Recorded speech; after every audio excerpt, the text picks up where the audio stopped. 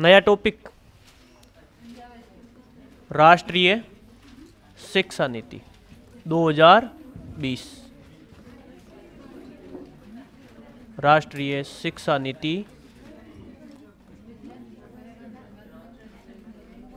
2020।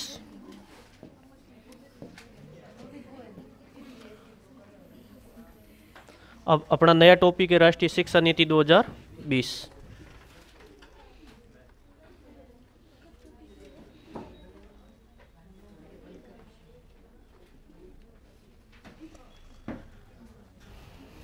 अब इसको अपन क्या कर ले, इसमें पढ़ेंगे क्या, उसका अपन ब्लूप्रिंट या उसका विभाजन कर लेते हैं। उसमें क्या क्या टॉपिक पढ़ेंगे, जितना हो सके उतना इजी हो जाए अपने लिए। पहली बार पढ़ रहे हो ना आप, या किसी ने पढ़ी है पहले? सबसे पहले तो बात करेंगे इसके परिचय की। दूसरी बात करेंगे इस राष्ट्रीय शिक्षा नीति के तहत स्कूली शिक्षा में क्या सुधार हुआ। स्कूली शिक्षा में सुधार, स्कूली शिक्षा में सुधार।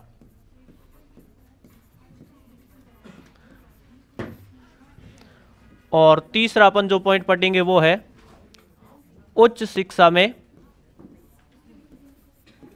उच्च शिक्षा में सुधार, उच्च शिक्षा में सुधार। और अंतिम है कि इस शिक्षा नीति का मेन उद्देश्य क्या था। ठीक है, राष्ट्रीय शिक्षा नीति के अपन कितने पॉइंटों के रूप में अध्ययन करेंगे? 4 पॉइंट है। पहले तो अपन इसका परिचय देखेंगे कि इससे पहले कौन सी शिक्षा नीति आई है, यह शिक्षा नीति किसकी अध्यक्षता में गठित हुई, कब जारी हुई, कितने भाग है, कितने अध्याय है और इसके कितने स्तंभ है, वो सब बात करेंगे। उसके बाद में इस शिक्षा नीति में विशेषकर जो स्कूली शिक्षा है उसमें क्या परिवर्तन किया गया है, और उसके बाद में जो उच्च शिक्षा है उसमें क्या सुधार किया है, और फिर इसका मेन उद्देश्य क्या रखे गए हैं। और इतने टॉपिक पढ़ते ही अपनी राष्ट्रीय शिक्षा नीति 2020 क्या हो जाएगी? कंप्लीट हो जाएगी।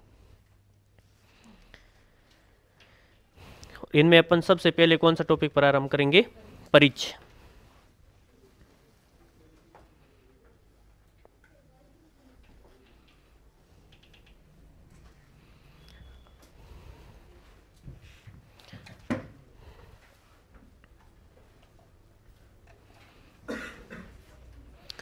तो सबसे पहले अपन पढ़ लेते हैं किसको?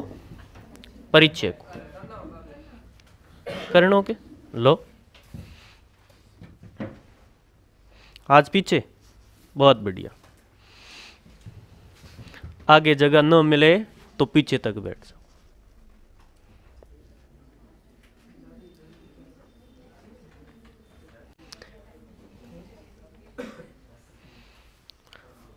स्वतंत्र भारत की प्रथम शिक्षा नीति कब जारी हुई? 1900 कब? 68। उस समय प्रधानमंत्री कौन थे? श्रीमती इंदिरा गांधी। दूसरी राष्ट्रीय शिक्षा नीति उस समय राजीव गांधी। और वर्तमान में जो शिक्षा नीति है वो कब जारी हुई है? 29 जुलाई 2020, प्रधानमंत्री नरेंद्र मोदी। अभी तक कितनी शिक्षा नीति जारी हुई है? 3। 21वीं सदी की प्रथम शिक्षा नीति कौन सी है? 2020 की है। अपने जो 1986 की शिक्षा नीति थी उसमें अपना मॉडल था जिसमें अपन पास आउट हुए 10+2। लेकिन अब जो शिक्षा नीति आई है उसमें वो पूरा का पूरा सिस्टम चेंज हो गया, 53-34 वाला हो गया स्कूली शिक्षा में। अपन सबसे पहले अब किसको पढ़ेंगे? परिचय।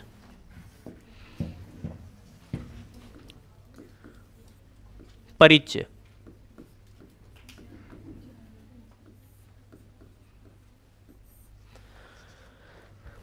अब परिचय के तौर पर अपन बात करें तो पहले वाली शिक्षा नीति की भी बात करें। स्वतंत्र भारत की प्रथम, वैसे अपन बात करें कि पहले शिक्षा से संबंधित क्या कार्य हुए तो वो आरटी के तहत किए जाते हैं कि महात्मा गांधी ने बुनियादी शिक्षा की बात की, 3 कोठारी आयोग आए थे, वो सारे आरटी में बात होती है। लेकिन शिक्षा नीति की बात कर रहे हैं तो स्वतंत्र भारत की प्रथम शिक्षा नीति कब जारी हुई थी? 1900। और इस समय पीएम कौन थे? इंदिरा गांधी। और स्वतंत्र भारत की दूसरी शिक्षा नीति कब जारी हुई, और इस समय पीएम कौन थे, राजीव गांधी। ठीक है।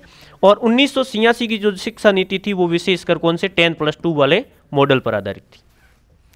और वर्तमान में जो तीसरी शिक्षा नीति आई है, और ये कब, 2020 में। कब, 2020 में जो तीसरी शिक्षा नीति आई है, जिसकी अपन पूरी बात डिटेल के रूप में करेंगे कि इसके लिए जो कमेटी गठित की गई है वो कब की गई है, किसकी अध्यक्षता में गठित की गई है। फिर उस कमेटी ने अपना पूरा का पूरा प्रारूप जो निर्मित किया है, और उसके लिए कहाँ से उसने सलाह ली है, और फिर वो जो मसौदा बनाया है वो कैबिनेट के सामने कब प्रस्तुत किया गया, और उसके बाद में कैबिनेट ने उसको मंजूरी कब दी, और मंजूरी देने के बाद में वो शिक्षा नीति घोषित हो गई। तो उस शिक्षा नीति में कितने भाग और कितने अध्याय है, और वो पूरी की पूरी डिटेल किस में आ जाएगी, अपनी परिचय में आ गई। फिर वो पूरा तैयार हो गया तो उसमें उस शिक्षा नीति में अपनी स्कूली शिक्षा के लिए क्या परिवर्तन हुए, और स्कूली शिक्षा के बाद में उच्च शिक्षा के लिए क्या परिवर्तन हुए, और इस शिक्षा नीति का मेन उद्देश्य क्या रखा गया है, ये पूरा का पूरा अपन अलग अलग भागों के रूप में पढ़ लेंगे। परिचय में अपन सबसे पहले बात करें तो स्वतंत्र भारत की प्रथम शिक्षा नीति कब जारी हुई, 1968 में, और ये श्रीमती इंदिरा गांधी के शासनकाल में जारी हुई थी। और भारत की दूसरी शिक्षा नीति कब जारी हुई थी, और राजीव गांधी के शासनकाल में जारी हुई थी। और भारत की तीसरी व नवीनतम राष्ट्रीय शिक्षा नीति 29 जुलाई 2020 को श्री नरेंद्र मोदी के कार्यकाल में क्या हुई है, जारी हुई है। ये 3 पंक्ति लिख लेते हैं, फिर इसकी पृष्ठभूमि पढ़ते हैं, किसकी, 2020 की, किसकी अध्यक्षता में गठित हुई। तो आप 3 पंक्ति पहले लिख लो। लिखो, स्वतंत्र भारत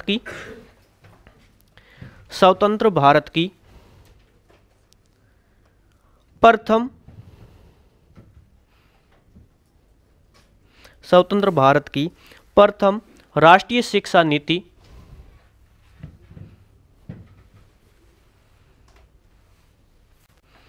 राष्ट्रीय शिक्षा नीति 1968 में 1968 में प्रधानमंत्री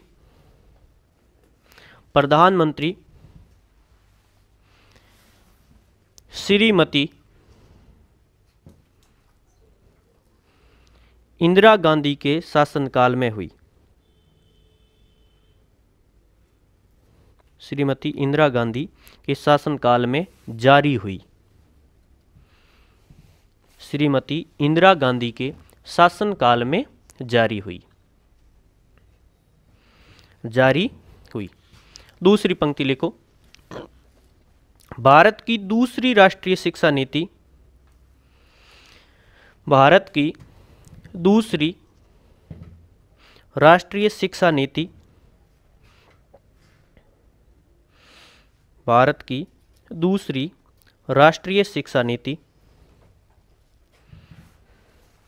1986 में प्रधानमंत्री श्री राजीव गांधी के शासनकाल में जारी हुई। भारत की दूसरी राष्ट्रीय शिक्षा नीति 1986 में प्रधानमंत्री श्री राजीव गांधी के शासनकाल में जारी हुई।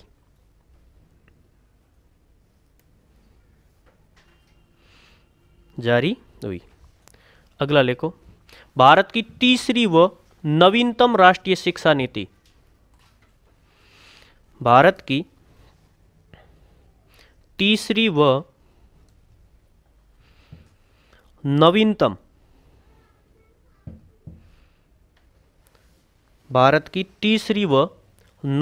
राष्ट्रीय शिक्षा नीति 29 जुलाई 2020 को जारी हुई। 29 जुलाई 2020 को जारी हुई।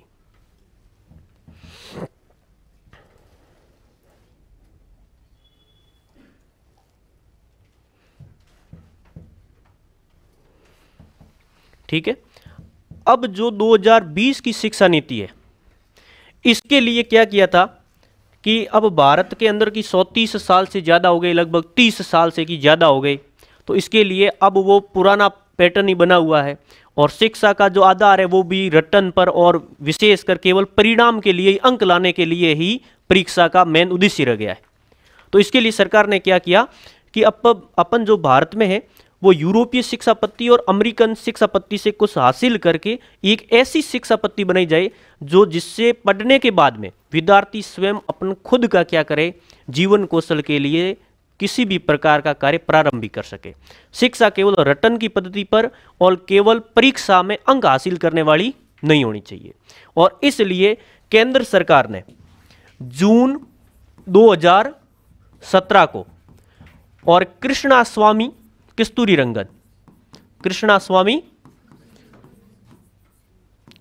रंगन जो कि इसरो के पूर्व चीफ थे, उनकी अध्यक्षता में एक कमेटी क्या कर दी, गठित। और इस कमेटी का काम था कि आप भारत के लिए एक नई शिक्षा नीति का क्या करो, प्रारूप तैयार करो। अब इस कमेटी को गठित कर दिया। फिर इस पूरी कमेटी ने क्या किया, 2017 से लेके मई 2019 तक पूरे भारत के 2.5 लाख ग्राम पंचायत, कितनी, 2.5 लाख ग्राम पंचायत और 6600 ब्लॉक, कितने ब्लॉक, 6600 ब्लॉक और भारत के 777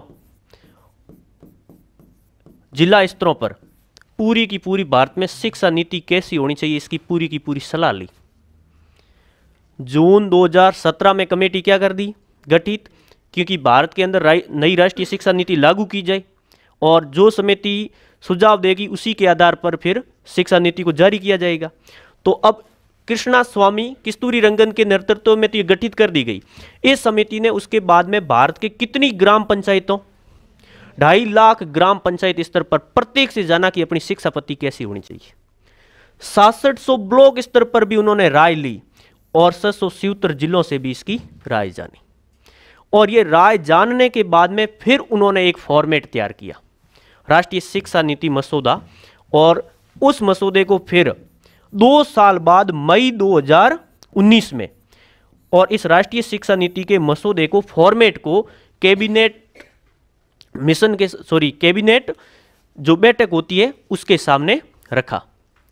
और इस बैठक में फिर उसका पूरा अध्ययन किया गया, क्या ये बात सही है कि गलत है, उसकी पूरी की पूरा विचार जितने भी प्रकट हुए कि इसमें क्या सही है क्या गलत नहीं है, गलत है, वो सब विचार करने के बाद में कैबिनेट को लगा कि अब ठीक है, तो मंत्रिमंडल ने इसको फिर 29 जुलाई, कब, 29 जुलाई 2020 को इसको क्या दे दिया, राष्ट्रीय शिक्षा नीति के रूप में मंजूरी दे दी और ये भारत की नई राष्ट्रीय शिक्षा नीति के रूप में जारी हो गया।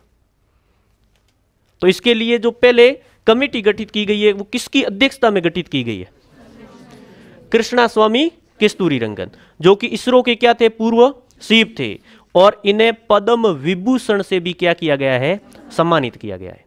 और इस समिति ने कितनी ग्राम पंचायतों से, कितने ब्लॉकों से और कितने जिलों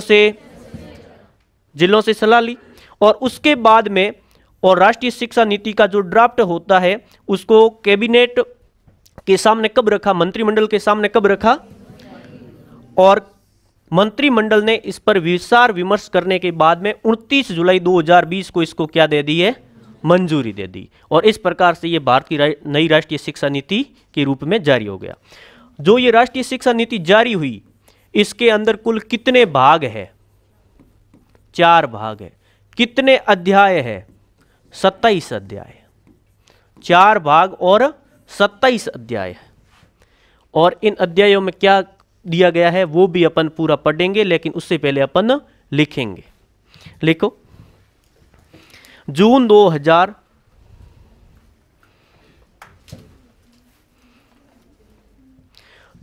2017 में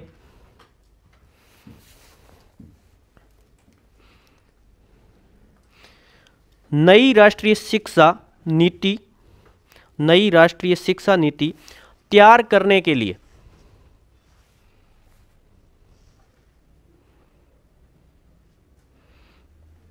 नई राष्ट्रीय शिक्षा नीति तैयार करने के लिए कृष्णास्वामी कस्तूरीरंगन के नेतृत्व में कृष्णास्वामी कस्तूरीरंगन के नेतृत्व में एक समिति का गठन किया।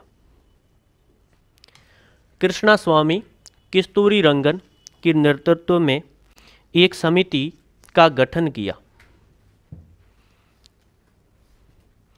रंगन के नेतृत्व में एक समिति का गठन किया। अब जो कृष्णास्वामी कस्तूरीरंगन है, इनके नीचे ऐसे तीर करके आप लिख लेना, इसरो के पूर्व चीफ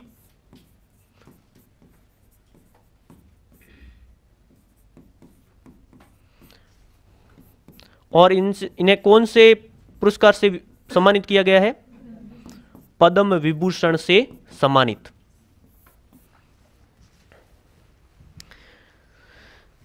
जून 2017 में नई राष्ट्रीय शिक्षा नीति तैयार करने के लिए कृष्णास्वामी कस्तूरीरंगन के नेतृत्व में एक समिति का गठन किया गया। कृष्णास्वामी कस्तूरीरंगन कौन थे? तो इसरो के पूर्व चीफ और जिन्हें पद्म विभूषण से क्या किया गया है? सम्मानित।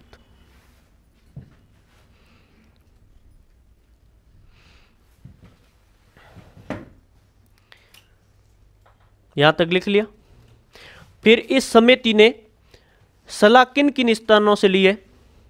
तो इस समिति ने 2.5 लाख ग्राम पंचायतों, 6700 ब्लॉक व 777 जिलों से नई शिक्षा नीति तैयार करने के लिए सलाह ली और उसके बाद में सलाह लेने के बाद में तैयार करके फिर कैबिनेट के सामने कब रखा था? तो मई 2019 में। तो पहले लिखो, इस समिति ने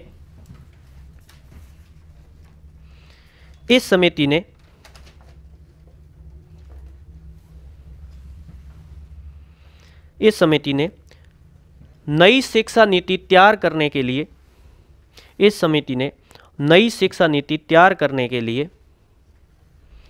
2.5 लाख ग्राम पंचायत, इस समिति ने नई शिक्षा नीति तैयार करने के लिए 2.5 लाख ग्राम पंचायत, 2.5 लाख ग्राम पंचायत, 6700 ब्लॉक व 777 जिलों से सलाह ली।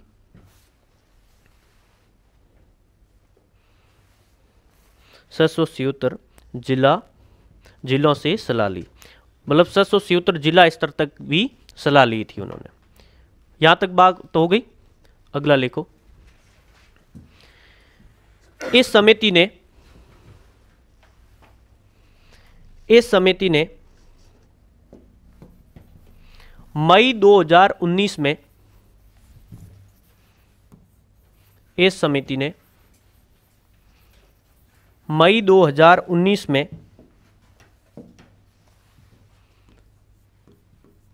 राष्ट्रीय शिक्षा नीति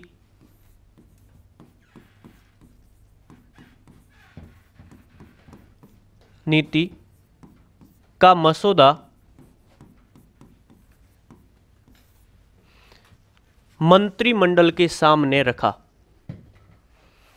इस समिति ने मई 2019 में राष्ट्रीय शिक्षा नीति का मसौदा मंत्रिमंडल के सामने रखा।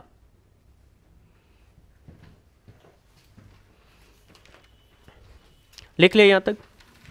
अगली पंक्ति लिखो, 29 जुलाई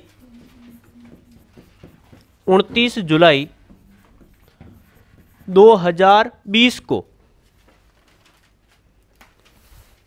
29 जुलाई 2020 को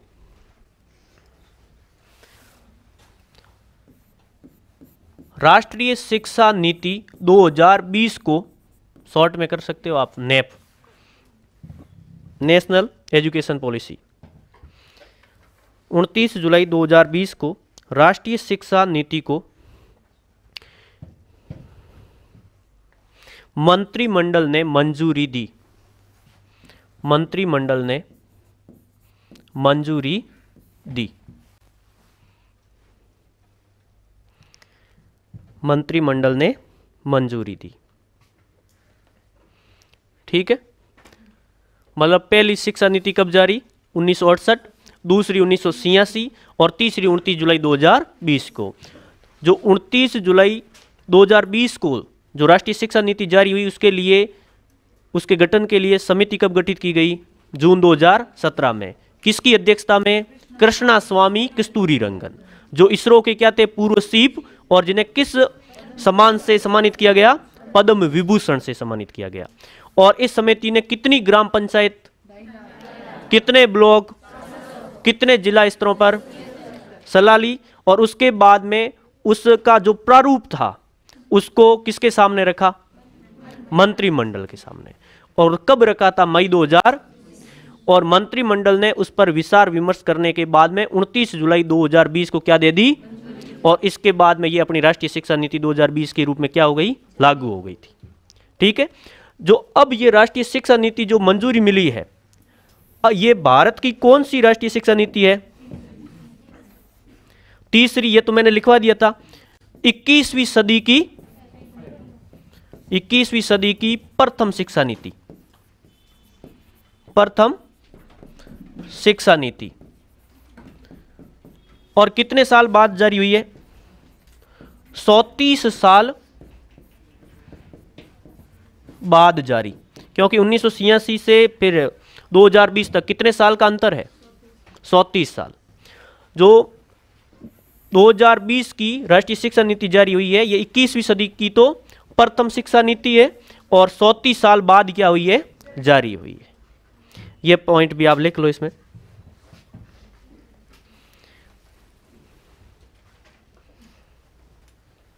नेप है ना, नेप, इसके नीचे ऐसे तीर करके लिख लो आप। 21वीं सदी की प्रथम शिक्षा नीति, 21वीं सदी की प्रथम शिक्षा नीति, और कितने साल बाद जारी हुई है? 34 साल बाद जारी हुई है।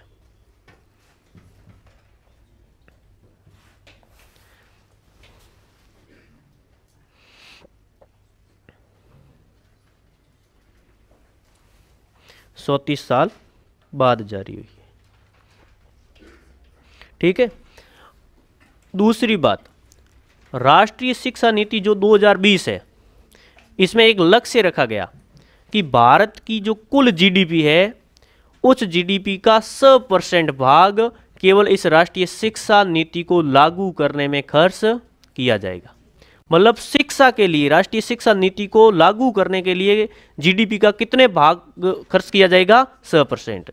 और इस शिक्षा नीति के तहत जो MSRD था, मानव संसाधन विकास मंत्रालय, उसका नाम शिक्षा मंत्रालय कर दिया गया है। क्या कर दिया गया है? शिक्षा मंत्रालय। तो 2 पंक्ति और लिखो आप।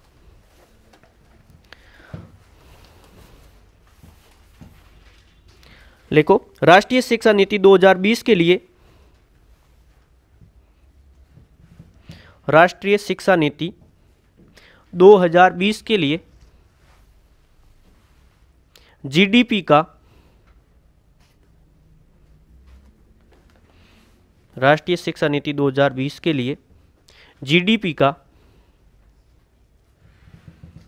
100%, उसको इंपॉर्टेंट करना आप, 100% भाग खर्च करने का लक्ष्य रखा गया है। राष्ट्रीय शिक्षा नीति 2020 के लिए जीडीपी का 100% भाग खर्च करने का लक्ष्य रखा गया है, लक्ष्य रखा गया है। अगला पॉइंट लिखो,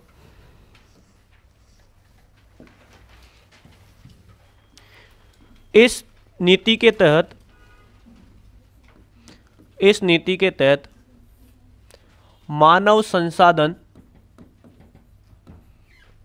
व विकास मंत्रालय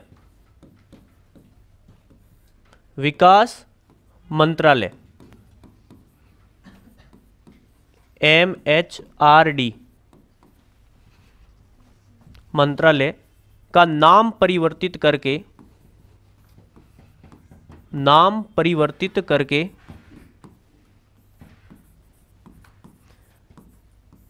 शिक्षा मंत्रालय कर दिया गया।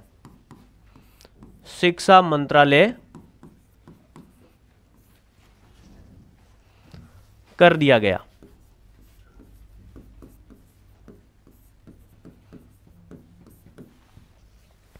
शिक्षा मंत्रालय कर दिया गया।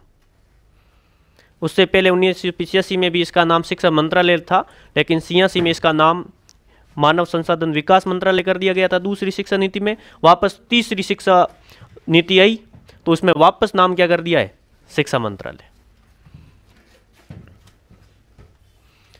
ठीक है, मानव संसाधन व विकास मंत्रालय MSRD का नाम परिवर्तित करके क्या कर दिया गया है, शिक्षा मंत्रालय। और इस नई राष्ट्रीय शिक्षा नीति में कि कुल कितने भाग और अध्याय है, तो लिखो नेप 2020 में 4 भाग व 27 अध्याय है, वह 27 अध्याय है।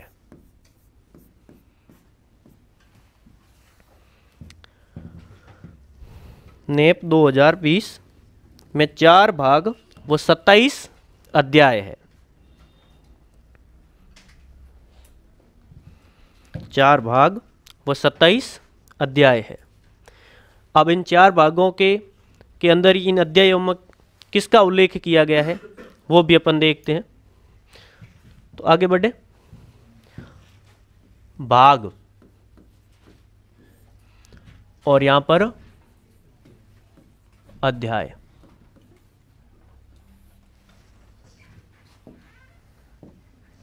भाग 1 और जो विशेष कल की इसके लिए है स्कूली शिक्षा से संबंधित। किससे संबंधित है, स्कूली शिक्षा से संबंधित। और इसके अंदर कौन से अध्याय से कौन से अध्याय तक है, 1 से 8। भाग 1 में कितने अध्याय है, 1 से 8, और जिसमें किसका उल्लेख किया गया है, स्कूली शिक्षा। भाग 2 में उल्लेख किया गया है उच्च शिक्षा, और उच्च शिक्षा इसका उल्लेख है भाग 9 से 19 तक। भाग 9 से 19 तक। भाग 3 में केंद्रीय प्रवृत्ति के मुद्दे, जिसका उल्लेख है अध्याय 20 से लेके कहां तक, 120 तक। और नंबर 4, इस राष्ट्रीय शिक्षा नीति के क्रियान्वयन कैसे किया जाएगा, तो क्रियान्वयन से संबंधित तथ्य है जिनका उल्लेख है अध्याय 25 से 27। इसको कितने भागों में बांटा गया है, 4, और कितने अध्यायों में, 27। भाग 1 में स्कूली शिक्षा जिसका उल्लेख अध्याय 1 से 8 तक है। भाग 2 में है उच्च शिक्षा जिसका उल्लेख अध्याय 9 से 19 तक है। भाग 3 में है केंद्रीय प्रवृत्ति के मुद्दे जिसका उल्लेख अध्याय 20 से 24 तक है। भाग 4 में है इसका क्रियान्वयन कैसे किया जाए जिसका उल्लेख अध्याय 25 से 27 तक है।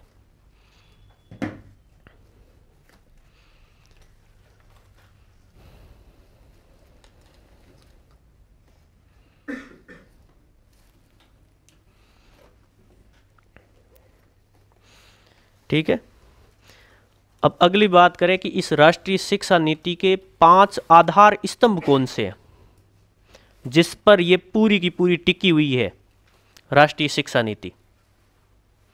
तो आप लिखो, ये कर दिया आप सबने, तो लिखो राष्ट्रीय शिक्षा नीति 2020 के आधार स्तंभ।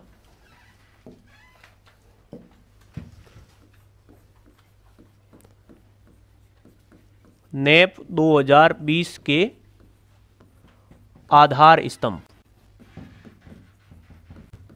आधार स्तंभ। ठीक है, अब इसके आधार स्तंभों की बात करें तो पहला आधार स्तंभ है जिसका नाम है एक्सेस,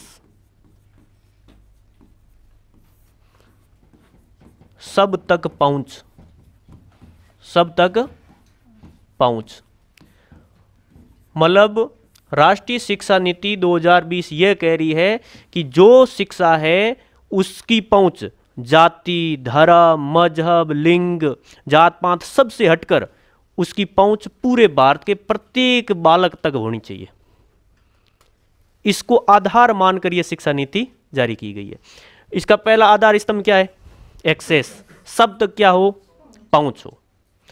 यहां से क्वेश्चन आएगा कि राष्ट्रीय शिक्षा नीति 2020 के आधार स्तंभ कितने हैं? 5 है, या कौन सा आधार स्तंभ नहीं है? इस प्रकार के क्वेश्चन आएंगे। दूसरा क्या है? इक्वेलिटी, मतलब समता। शिक्षा के क्षेत्र में समानता हो, किसी भी प्रकार का भेदभाव नहीं हो, सबको जो शिक्षा दी जाए वो समान रूप से दी जाए। और तीसरा आधार स्तंभ क्या है? क्वालिटी।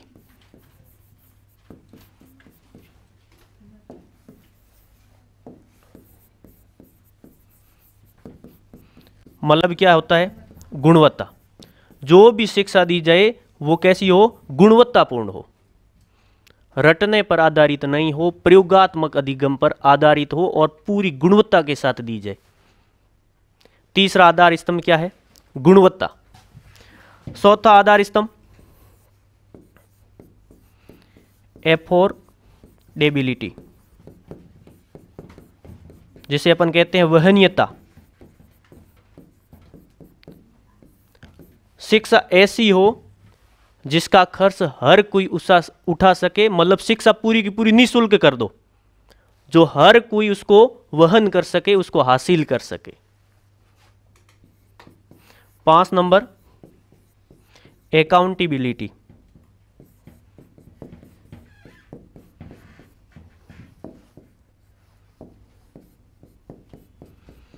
जवाबदेही।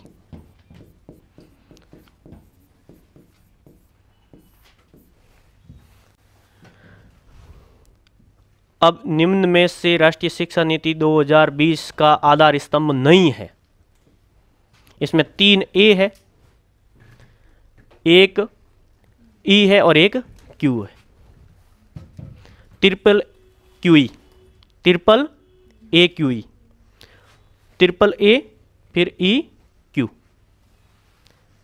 मतलब एक्सेस है, इक्वलिटी है, क्वालिटी है, एफोर्डेबिलिटी है और अकाउंटेबिलिटी है।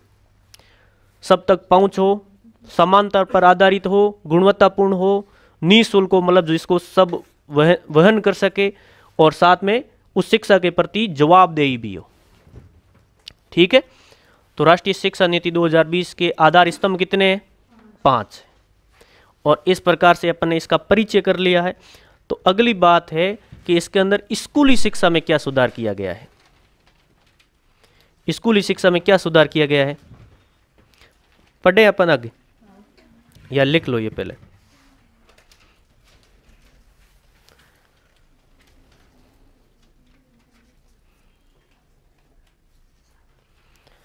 अब स्कूली शिक्षा में आपको कितना पता है क्या सुधार हुआ है? आपको एक ही पता है, 53-34 वाला। और मातृभाषा तक शिक्षा कहां तक दी जानी चाहिए? 6ठी में कैसी शिक्षा दी जाए? व्यावसायिक शिक्षा दी जाए। 9th से विदेशी भाषा सीखने का प्रारूप दिया गया है। 9th से ही आपको विषय चयन करने की स्वतंत्रता दी गई है। पहले 11th में था, 11th में जाके आप आर्ट्स, साइंस, कॉमर्स ले सकते थे, अब आप 9th से ले सकते हो। 9th और 10th में बोर्ड परीक्षाओं के स्थान पर सेमेस्टर प्रणाली को अनिवार्य कर दिया गया। वर्ष में कितनी परीक्षा होगी? 2 होगी।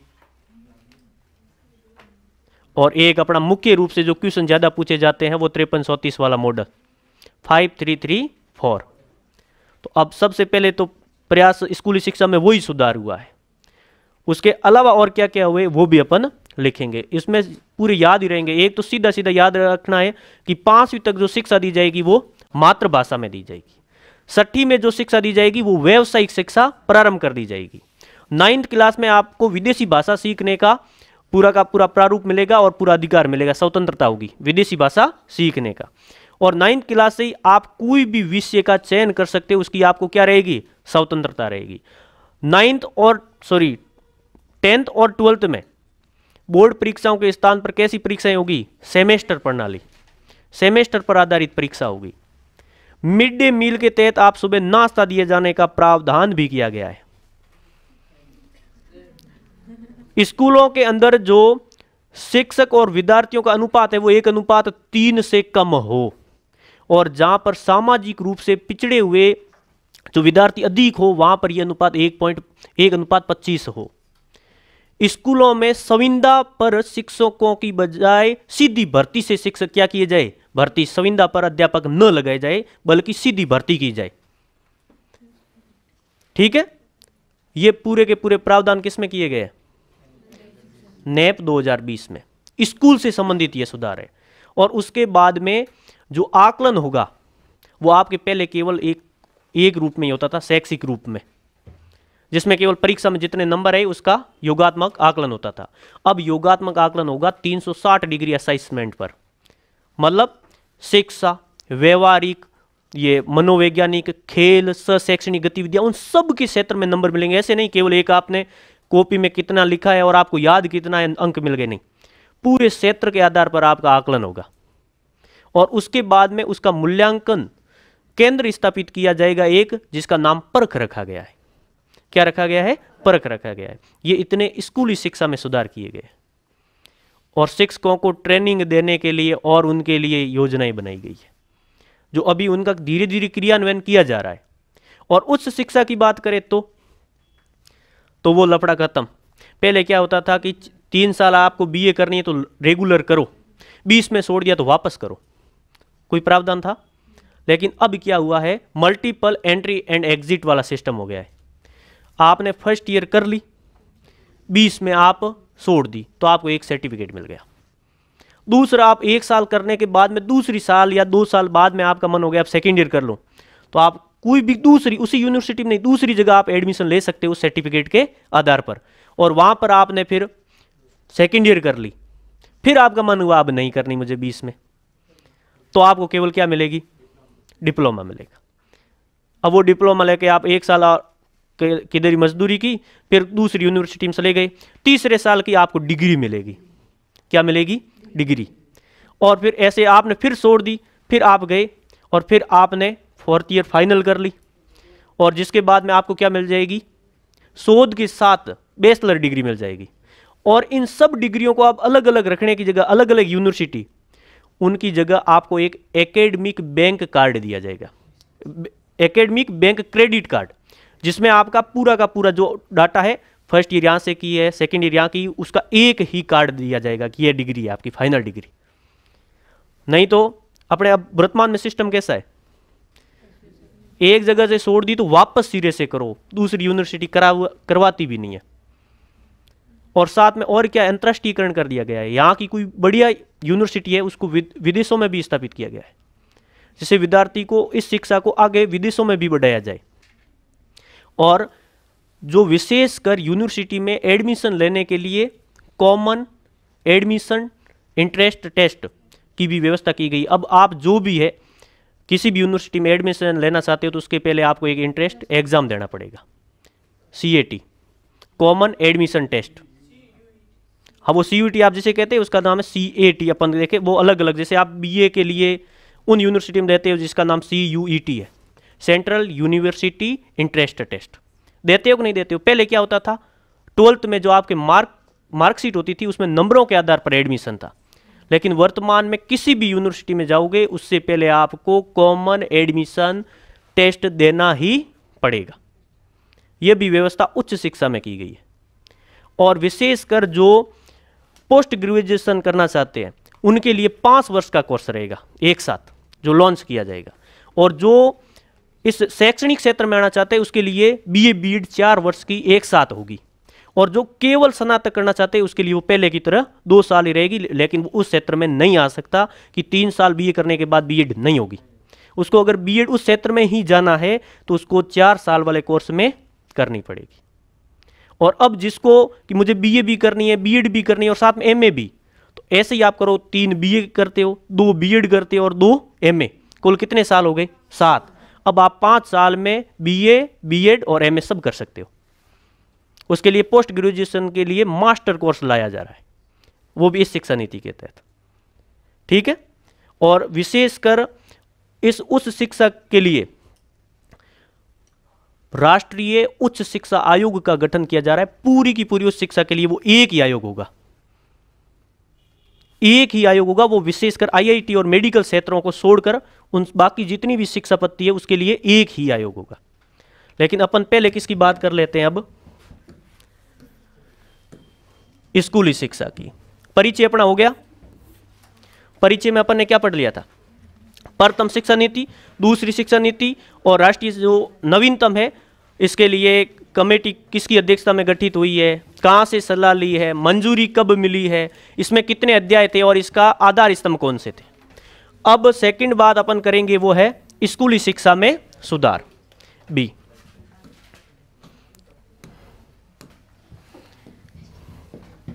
बी,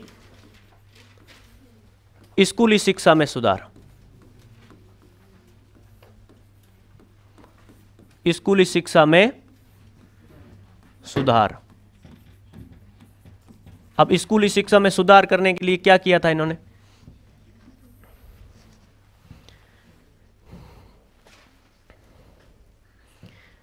पहले 1986 की शिक्षा नीति के तहत अपना स्कूली शिक्षा मॉडल कैसा था?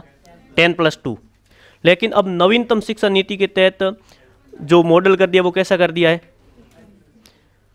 5+3+4। 5+3+3+4, 53-34 वाला कर दिया है। और पहले जो शिक्षा होती थी उसमें कक्षा 1 से लेके 12 तक थी, लेकिन अब इसमें शिक्षा प्री प्राइमरी से 12 तक कर दी है, जिसमें 3 वर्ष बालक के हैं आंगनवाड़ी में गुजरेंगे और 12 वर्ष जो बालक के हैं वो स्कूल में गुजरेंगे। अब शिक्षा है वो 3 वर्ष से लेके कर दी 18 वर्ष तक। कुल कितने वर्ष शिक्षा हो गई स्कूली शिक्षा? 15 वर्ष, जिसमें से 3 वर्ष आंगनवाड़ी में। आंगनवाड़ी का नाम कर दिया नंदघर।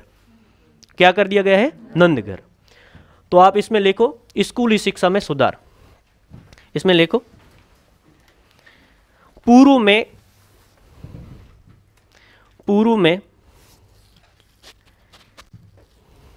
स्कूली शिक्षा,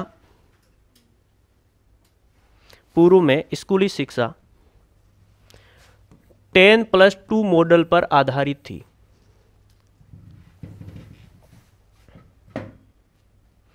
पूर्व में स्कूली शिक्षा 10+2 मॉडल पर आधारित थी। लिख लिया। अगला लिखो नेप 2020 के अनुसार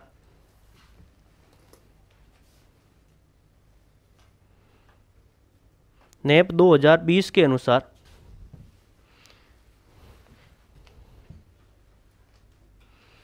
स्कूली शिक्षा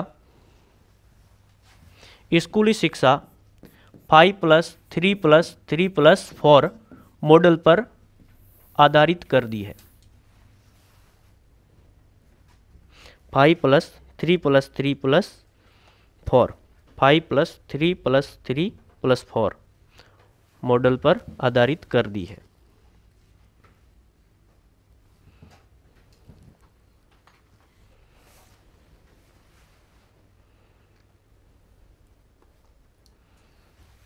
और इस नई राष्ट्रीय शिक्षा नीति में शिक्षा कहां से?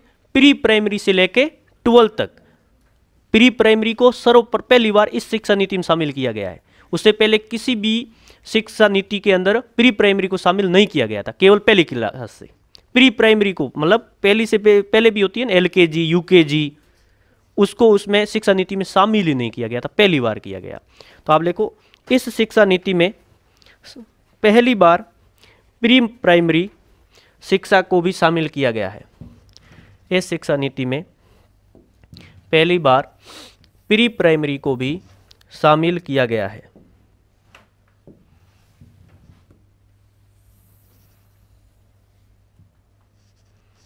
प्री प्राइमरी को भी शामिल किया गया है।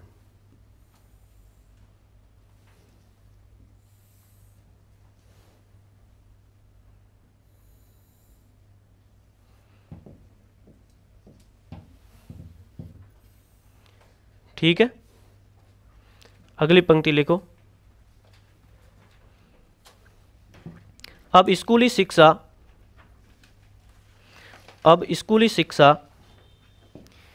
प्री प्राइमरी से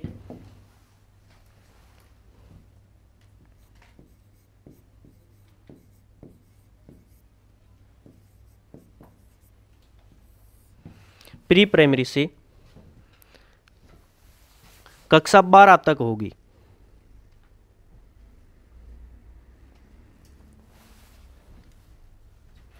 कक्षा 12 तक होगी, ठीक है।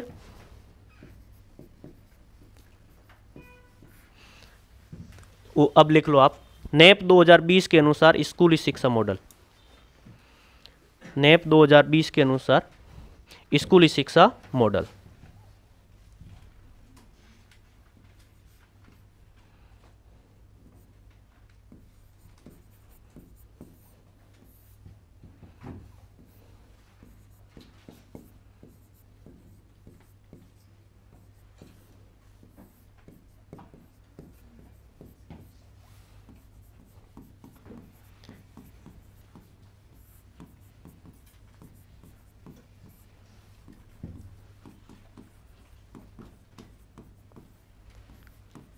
अब इसमें फाउंडेशन स्टेज में कितने कर दी गई है? 5 वर्ष तो शिक्षा यहाँ तक होगी, फाउंडेशन स्टेज तक, फिर 3 वर्ष तक होगी प्राइमरी में, फिर 3 वर्ष होगी मिडल, और फिर 4 होगी सेकेंडरी स्टेज में, ठीक है। यहाँ पर जो शिक्षा होगी ये 2 भागों में होगी, 3 से लेके 6 वर्ष तक, 3 से 6 वर्ष तक जो शिक्षा होगी वो कहां पर होगी? नंदघर। और 6 से 8 वर्ष तक, मतलब देखें तो कक्षा 1 व 2 ये शिक्षा कहां होगी? स्कूल में। मतलब 3 वर्ष की अवस्था में बालक को नंदघर में क्या दे दिया जाएगा? एडमिशन, जहां पर उसे केवल 3 से 6 वर्ष, 3 वर्ष तक नंदघर में ही खिलाया जाएगा, और खेल के साथ में धीरे धीरे उसको वर्णमाला का ऐसा ज्ञान करवाया जाएगा। फिर जैसे ही वो 6 वर्ष का हो जाएगा तो उसे स्कूल में पहली कक्षा में क्या करवा दिया जाएगा? भर्ती, एडमिशन दिलवा दिया जाएगा। फिर वो 2 वर्ष तक स्कूल में ही खेलेगा, वो भी ज्यादातर उसका ध्यान केवल खेल के साथ ही वो सीखेगा। मल्टी लेवल प्ले के अकॉर्डिंग जो learning, multi level play according जो लर्निंग करवाई जाती है, जिसमें हर क्षेत्र में खेल के साथ में, जैसे खेल में सिखा दिया जाए 1 2, ये क्या है? बाघ की स्पेलिंग क्या है? टाइगर की स्पेलिंग क्या रहेगी? बाघ को इंग्लिश में क्या कहते हैं, संस्कृत में क्या कहते हैं? इस रूप में वो खेल में उसको बहुत क्या करवाया जाएगा? ज़्यादा ज्ञान करवाया जाएगा। और फिर जैसे ही पहली दूसरी होगा तो उसके बाद में वो किस में आ जाएगा? प्राइमरी या प्रीपेरेटरी स्टेज, जिसमें वो कौन सी क्लासों में होगा? उम्र पूछे तो यहां पर 8 से 11 वर्ष, 8 से कक्षा कौन सी? तीसरी, चौथी और 5वीं। और उसके बाद में यहां पर आ जाएगा तो यहां पर 11 से 14 वर्ष तक, और कक्षा 6वीं, 7वीं और 8वीं। और यहां पर आ जाएगा 14 से 18 वर्ष तक। कक्षा पूछे तो 9th, 10th, 11th और 12th।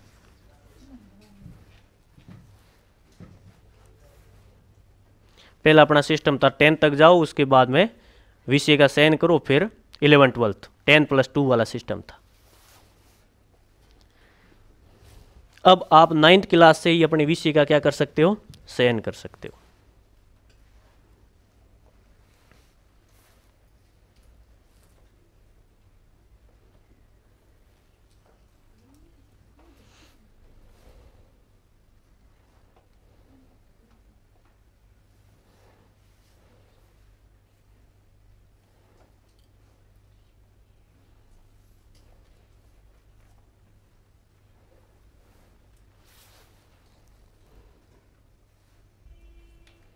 ये तो सबको याद है ना।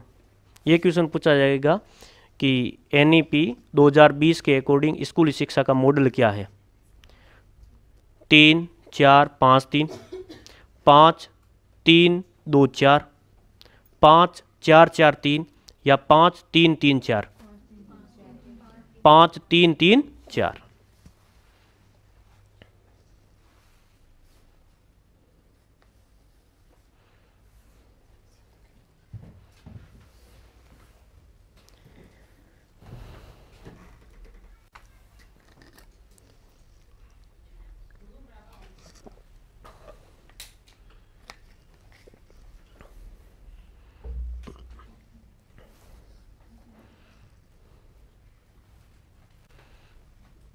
हो गया।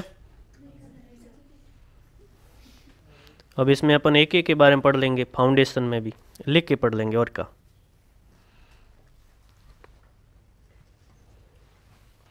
फाउंडेशन स्टेज पर जो शिक्षा होनी चाहिए वो कैसी होनी चाहिए, multi level play based learning. और प्री प्राइमरी में खेल के साथ खोज पर आधारित गतिविधियों से। और फिर मिडिल स्टेज पर तो वो शिक्षा होनी चाहिए साइंस पे, मैथ्स पे, आर्ट पे और ह्यूमन रिसोर्सेज से संबंधित जो गतिविधियां हैं उस पर आधारित शिक्षा होनी चाहिए। और जो सेकेंडरी स्टेज की जो शिक्षा है वो पूरी की पूरी मेंटल एबिलिटी पर, तार्किक चिंतन पर हो, खुद वो उसमें समझ विकसित हो जाए, वो खुद विचार करने लगे मुझे क्या करना है, पूरा वैचारिक अवधारणा पर आधारित हो। और उसमें विषय का लचीलापन भी हो, आराम से किसी भी विषय का वो चयन कर सके।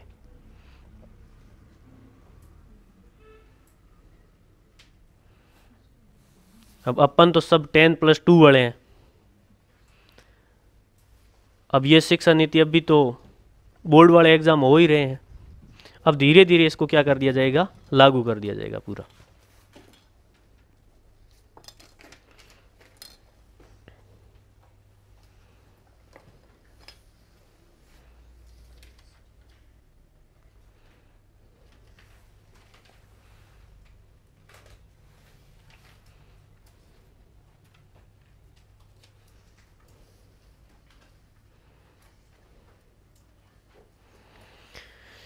ये कर लिया तो सबसे पहले आप ये लिख लो, फाउंडेशन स्टेज।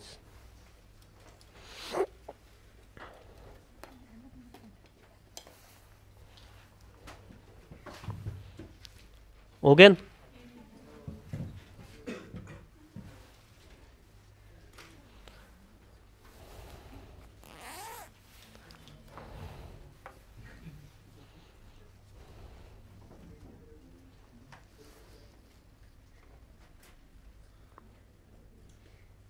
इतना धीरे हो गया, ठीक। सबसे पहले कौन सा स्टेज था, फाउंडेशन।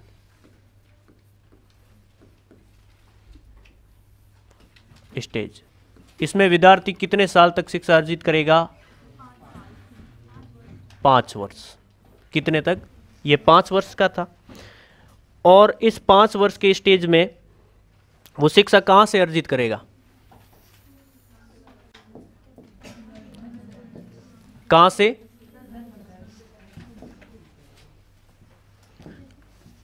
तो इस वर्ग में आयु पूछे तो आयु 3 से लेके 8 वर्ष, 3 वर्ष से, और इनमें से भी 2 भागों में हो जाएगी। 3 से लेके 8 वर्ष तक वो शिक्षा कहां अर्जित करेगा,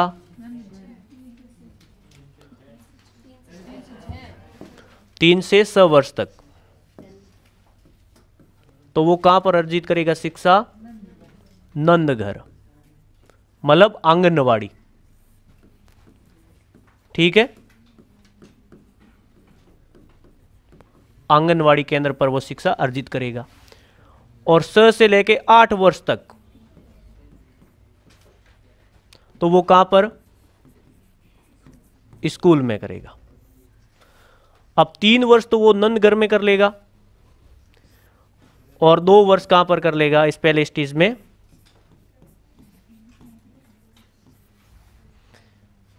2 वर्ष स्कूल में कर लेगा।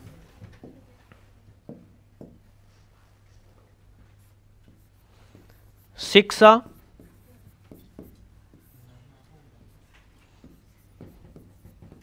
मल्टी लेवल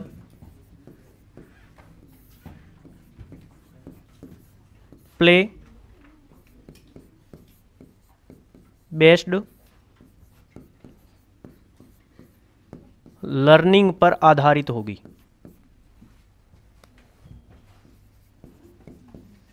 आधारित होगी।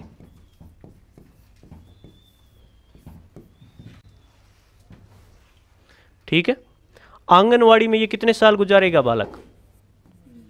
3 वर्ष, और स्कूल में 2 वर्ष। कुल कितने वर्ष हो गए? 5। यहां से विद्यार्थी का फाउंडेशन तैयार हो जाएगा, मतलब उसको धीरे धीरे जो सामान्य भाषा की है, मातृभाषा की है, वर्णमालाओं की है, उनकी समझ क्या हो जाएगी? पैदा हो जाएगी। और वो पूरी की पूरी आपको ये 5 वर्ष जो शिक्षा देनी है वो किस पर आधारित देनी है? प्ले बेस्ड, पूरा खेल खेल के साथ में आपको शिक्षा देनी है।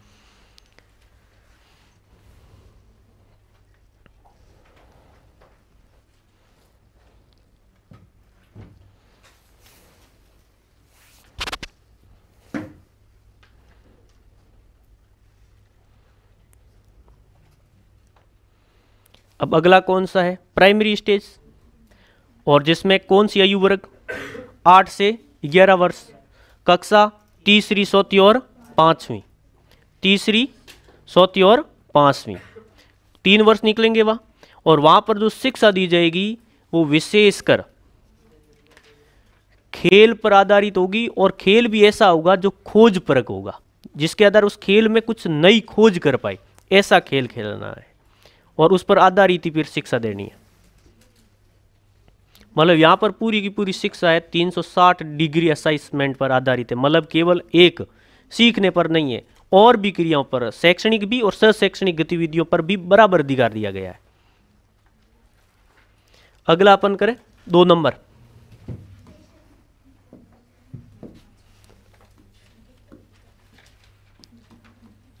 Primary stage.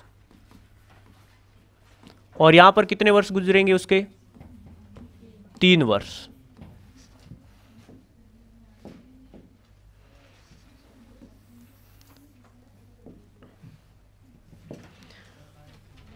इसमें आयु किस आयु वर्ग के? आयु 8 से 11 वर्ष।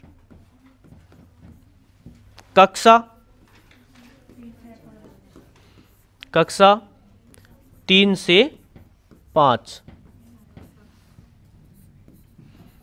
शिक्षा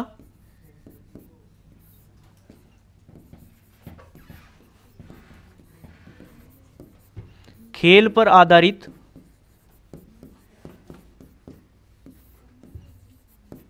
खोज परक गतिविधि। मतलब जो भी शिक्षा दी जाए वो खेल के साथ खोज परक गतिविधि के रूप में दी जाए।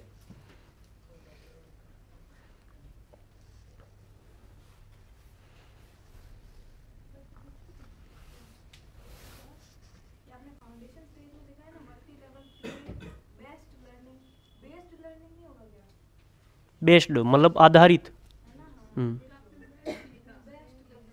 हाँ, कोई लिखने में मिस्टेक हो गई होगी, ड लिखा ना मैंने, समझ लिया होगा, कोई बात नहीं। ये अब समझ में आता है इंग्लिश में बेस्ट। बेस्ट नहीं, मैंने बेस्ट नहीं लिखा था, मैंने बेस्ट लिखा था। हाँ कोई बात नहीं, हो जाती है, ये तो टाइम पास तो हो थारे। अब अगला तीसरा कौन सा है?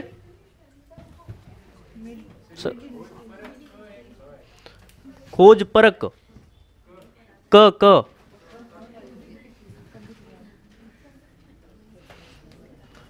यहां पर अब तो ये कह रहे खेल आधारित, अपन ऐसे नई खोज कर ही लेते थे, 10+2 के रूप में थे, फिर भी अपन नई खोज कर ही लेते थे। एक तो वह ना पंखा बनाते थे, ट्रैक्टर बनाते थे, और धीरे धीरे वो मकान भी बनाते थे ना, तो उनमें भी अपन आरसीसी करना सीख गए थे। पूरा फाउंडेशन बनाते थे, उसमें पूरी की पूरी बालू रेत डाल के उसके ऊपर फिर प्लास्टर करके धीरे धीरे उसमें से निकालते थे। मतलब अपन खुद ही पूरे के पूरे खेल के साथ खोज पर की थे। अपने आप अपना माइंड काम करता था कि नहीं करता था कि अब ऐसे करूं, जैसे भी बनाते थे यूं, तो वो भी अपने आप में यही तो होती है अवस्था। बाल्य अवस्था जो होती है वो पूरी किस पे आधारित होती है? मतलब पूरी की पूरी खोज पर गतिविधियों पर आधारित होती है, और उसमें वो बाल्य अवस्था में विद्यार्थी कभी भी थकान महसूस नहीं करता है। अपन भरी दोपहर में और भरी लू में दुनिया ऐसे बाहर निकलती थी ना, तो पूरे पैक होकर निकलते थे, और अपने संपलिया हाथ में हिणियों मत बे रहता कौन, हिणियों रे जोर मत बे होता के अटे थोड़ा अटे रुक गया, थोड़ा आगे, हाँ या सिया देगा, सिया कहीं हुए, बाकी रेत भी ठंडी जी। देख वही होता है बाल्य अवस्था में, पूरी की पूरी आयु इस तरह की होती है, पूरी की पूरी एक्टिव रहते हैं अपन। अब 3 नंबर,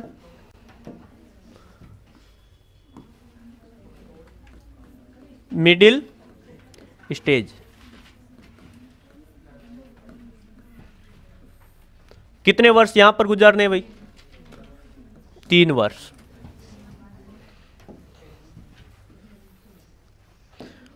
और इन 3 वर्ष में आयु, कौन सी आयु के विद्यार्थी यहां तक रहेंगे? 11 से 14 वर्ष। कक्षा 6 से 8, और शिक्षा होगी वो किस पर आधारित होगी? विज्ञान, गणित, कला व मानविकी मूल्यों पर आधारित, मूल्यों पर आधारित।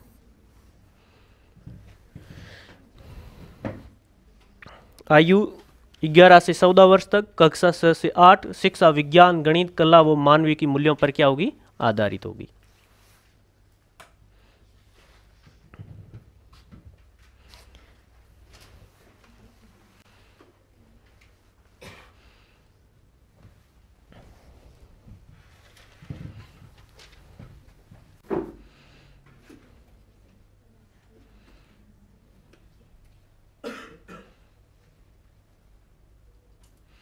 सवा 3 हुए हैं।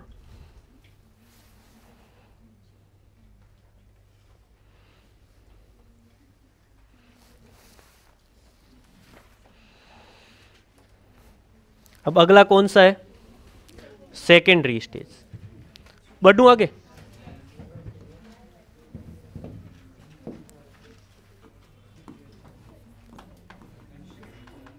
सेकेंडरी स्टेज, और यहां पर कितने वर्ष के लिए? 4 वर्ष।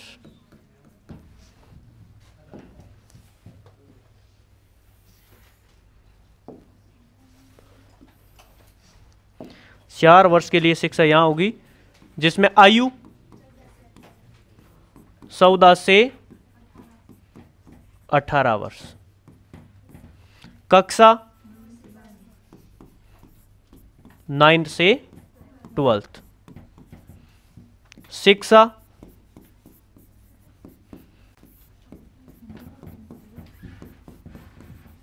तार्किक चिंतन पर आधारित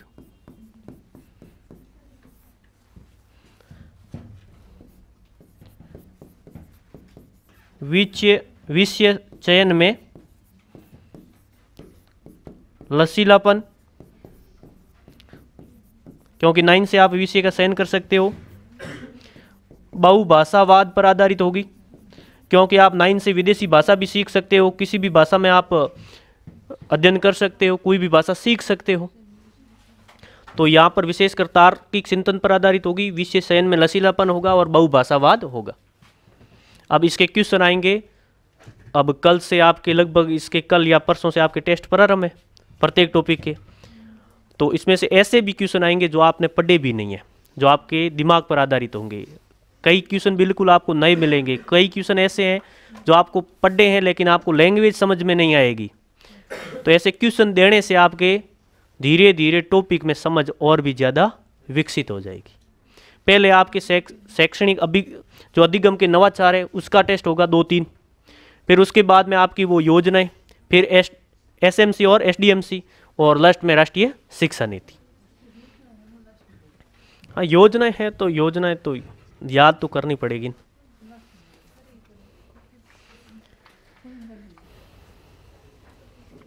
हो गए ये। तो इस प्रकार से ये अपना ये स्कूली शिक्षा मॉडल तो ये रखा गया। इसके अलावा और क्या क्या स्कूली शिक्षा में सुधार किया? मातृभाषा किस कक्षा तक दी जाएगी? 5वीं तक मातृभाषा में शिक्षा दी जाएगी, स्थानीय भाषा में शिक्षा दी जाएगी। हम तो 8वीं तक ही दे रहे हैं, ज्यादातर वाले सब देसी भाषा में ही दे रहे हैं। 5वीं तक जो शिक्षा दी जाएगी वो मातृभाषा में। अंग्रेजी की अनिवार्यता को क्या कर दिया गया? समाप्त, कि अंग्रेजी पढ़नी पड़ी, कोई अनिवार्यता नहीं है। कक्षा 6 से आपको शिक्षा दी जाएगी वो व्यावसायिक शिक्षा दी जाएगी। कक्षा 9 से आपको विदेशी भाषा सीखने का अधिकार मिल जाएगा, आप विदेशी भाषा सीखने का ऑप्शन मिलेगा, आप वो पढ़ सकते हो, कोई भी, फ्रेंच, रशियन या लिम्पापान, जो भी है, जितनी भाषाएं हैं दुनिया में वो आप सीख सकते हो। किसी को मारवाड़ी सीखनी है तो मेरे पास नहीं आना है, क्योंकि मेरे को प्योर आती नहीं है। अपन जो मारवाड़ी बोलते हैं अपने पास वो प्योर मारवाड़ी नहीं है। और इसके अलावा 9th क्लास से आपको विषय चयन करने की स्वतंत्रता। आप जो 11th-12th में विषय चयन करते थे वो अब आपको अधिकार 9th से मिलेगा। 10th और 12th के जो एग्जाम होंगे वो सेमेस्टर प्रणाली से होंगे, वर्ष में 2 बार, जैसे कॉलेजों में होते हैं सेमेस्टर प्रणाली, उस प्रकार से होंगे। स्कूलों में मिड डे मील के तहत नाश्ता भी दिया जाएगा। सबसे बड़ी खुशखबरी है, नाश्ते का भी क्या रहेगा? प्रावधान। विद्यालयों में शिक्षक और विद्यार्थी का अनुपात 1:30 रहेगा, लेकिन जिन विद्यालयों में सामाजिक रूप से पिछड़े हुए विद्यार्थी अधिक है वह ये अनुपात 1:25 रहेगा। शिक्षकों को गैर शैक्षणिक कार्य है, जो फालतू के, जो शिक्षा से संबंधित नहीं है, अन्य कार्य बहुत ज्यादा है, उनका भार कम कर दिया जाएगा, जिसके माध्यम से वो अधिक से अधिक केवल शैक्षिक कार्य ही करवा सके। विद्यार्थियों को 360 डिग्री के असेसमेंट पर आधारित आकलन होगा, जिसमें हर क्षेत्र शामिल होगा, शारीरिक, मानसिक, भावात्मक, संज्ञानात्मक, पूरे क्षेत्र का आकलन होगा। और उस आकलन के लिए एक परख नाम का मूल्यांकन केंद्र भी होगा। ये सब सुधार किसमें किए गए हैं? स्कूली शिक्षा में। किसमें? स्कूली शिक्षा में। पहला सुधार तो कि जो कक्षा 5 है, कक्षा 5 तक जो शिक्षा दी जाएगी वो किसमें दी जाएगी? मातृभाषा में। दूसरा और सुधार क्या किया गया है कि कक्षा 6 है, यहां से जो शिक्षा दी जाएगी वो किस पर आधारित होगी? व्यावसायिक शिक्षा दी जाएगी। फिर अगला प्रयास, कक्षा 9th से विदेशी भाषा आप सीख सकते हो, विदेशी भाषा सीखने का आपके पास में ऑप्शन रहेगा।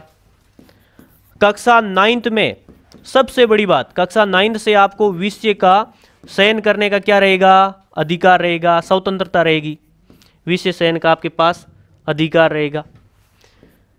5 नंबर अन्य बात करें तो कक्षा 10th व 12th, और यहां पर आपके जो एग्जाम होंगे बोर्ड की तरह, लेकिन वो एग्जाम होंगे किस प्रणाली से, सेमेस्टर प्रणाली से। अब आपके वार्षिक पद्धति से होते हैं। आपका ये पाठ्यक्रम तैयार करने की पूरी रूपरेखा कौन तैयार करेगी, एनसीईआरटी। एनसीईआरटी द्वारा ही पाठ्यक्रम क्या किया जाएगा, तैयार किया जाएगा। 7 नंबर मिड डे मील में आपको क्या दिया जाएगा, नाश्ते की व्यवस्था रहेगी, ठीक है। 8 नंबर शिक्षक, टीचर्स और स्टूडेंट का अनुपात 1:, और सामाजिक रूप से पिछड़े विद्यार्थी अधिक है तो 1:, मतलब 25 विद्यार्थियों पर 1 शिक्षक होना चाहिए, और सामान्य बाकी स्कूलों में 30 स्टूडेंट पर 1 अध्यापक होना जरूरी है। ये अभी आपने आरटी वो पढ़ी नहीं है ना। और 9th विशेषता यह रहेगी कि जो शिक्षक है उनको गैर शैक्षणिक कार्यों से मुक्त किया जाए। जो शिक्षक है उन्हें गैर शैक्षणिक कार्यों से क्या किया जाए, मुक्त किया जाए। 10 नंबर है कि जो शिक्षकों की भर्ती है वो संविदा पर अध्यापकों की जगह सीधी भर्ती आयोजित की जाए, संविदा पर अध्यापक न लगाए जाए। तो इस पद्धति से यह हुआ कि अब जितनी भी होगी संविदा पर कोई भी शिक्षक नहीं लगाया जाएगा, न ही उन्हें परमानेंट किया जाएगा, बल्कि सीधी भर्ती से ही अध्यापक लिए जाएंगे। और अध्यापकों में अगर शैक्षणिक रूप से पूर्ण करना है शिक्षण तो 1:30 का रेशियो तो रखना ही पड़ेगा। तो इस दृष्टि से देखें तो अध्यापकों की भर्ती भी समय पर पूरी होगी। और ऊपर से यह भी दे दिया है कि संविदा पर अध्यापकों की भर्ती की जगह सीधी भर्ती आयोजित की जाएगी। ये और सुधार किए। इसके अलावा और क्या किया, 11 नंबर कि विद्यार्थियों का जो योगात्मक आकलन होगा वो 360 डिग्री असेसमेंट पर आधारित होगा। मतलब जिसमें हर क्षेत्र, ऐसा नहीं केवल अंकों का ही, योगात्मक नहीं होगा, शारीरिक, मानसिक, संज्ञानात्मक, हर दृष्टि के क्षेत्र में उसका अध्ययन किया जाएगा। और उसके मूल्यांकन के लिए एक केंद्र की स्थापना की जाएगी, किसकी, परख की। किसकी, परख की। और परख की अपन ने बात पहले भी की थी। ये इतने सुधार किए किसमें, स्कूली शिक्षा में। तो अब आप लिखो, उसके बाद में पॉइंट के रूप में नहीं, जैसे ये स्कूली शिक्षा मॉडल हो गया, उसके अलावा अब तीर करके एक एक पॉइंट लिखते जाओ। लिखो, हेडिंग ये है ना, स्कूली शिक्षा में सुधार, मॉडल पढ़ लिया। उसके बाद में और क्या सुधार किए स्कूली शिक्षा में, वो ये रहे। लिखो नंबर 1, कक्षा 5 तक शिक्षा मातृभाषा, कोष्टक में करो स्थानीय भाषा में दी जाएगी। कक्षा 5 तक शिक्षा मातृभाषा, कक्षा 5 तक शिक्षा मातृभाषा मतलब स्थानीय भाषा में दी जाएगी, स्थानीय भाषा में दी जाएगी। कोई डाउट नहीं, याद हो गया सीधा। 2 नंबर लिखो,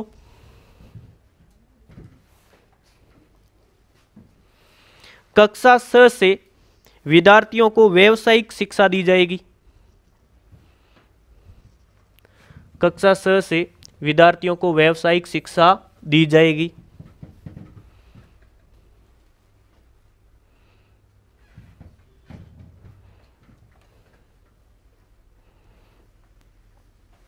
लिख लिया,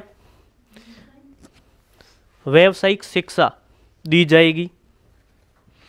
नंबर 3 लिखो, कक्षा 9th मतलब कक्षा 9 से विद्यार्थी विदेशी भाषा सीख सकते हैं।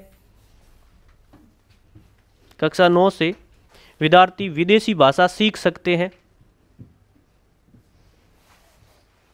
कक्षा 9 से विद्यार्थी विदेशी भाषा सीख सकते हैं। विदेशी भाषा सीख सकते हैं। अगला लिखो, कक्षा 9 से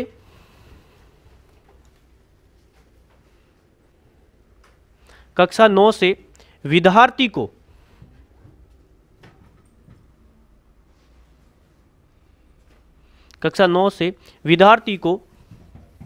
विषय चयन करने की स्वतंत्रता दी जाएगी।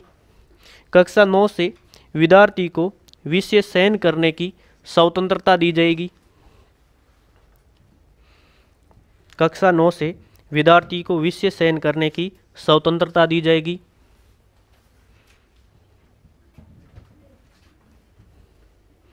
स्वतंत्रता दी जाएगी। अगला पॉइंट लिखो, कक्षा 10 व 12 में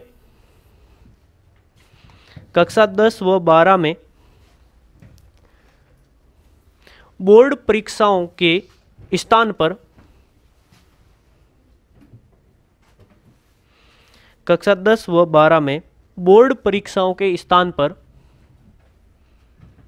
सेमेस्टर प्रणाली से परीक्षाएं आयोजित होगी।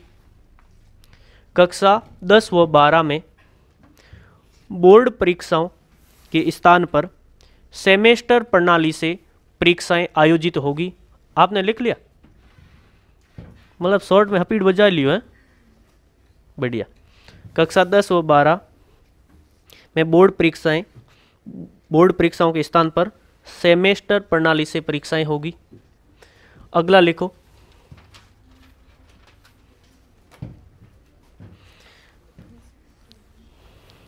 मिड डे मील के तहत विद्यार्थियों को नाश्ता दिया जाएगा। मिड डे मील के तहत विद्यार्थियों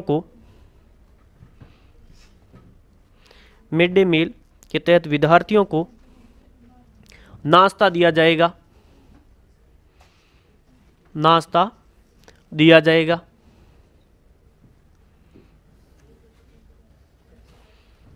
ठीक है। अगला लिखो, विद्यालयों में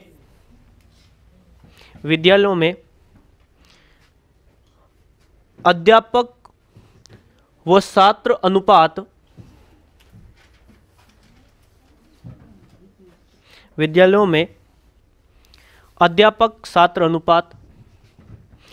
1:30 से कम न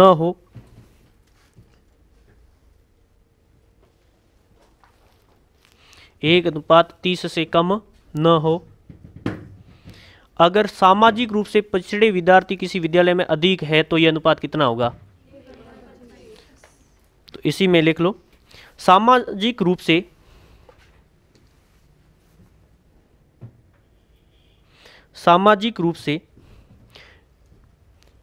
पिछड़े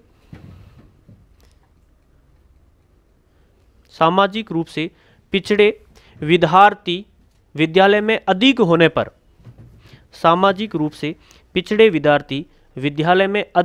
पर, यह अनुपात 1:25 होगा।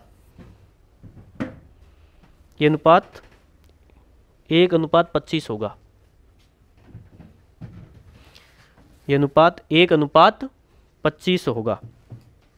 लिख लिया। अगला लिखो, अध्यापकों को गैर शैक्षणिक कार्यों से मुक्त किया जाएगा। अध्यापकों को गैर शैक्षणिक कार्यों से मुक्त किया जाएगा। अध्यापकों को गैर शैक्षणिक कार्यों से मुक्त किया जाएगा।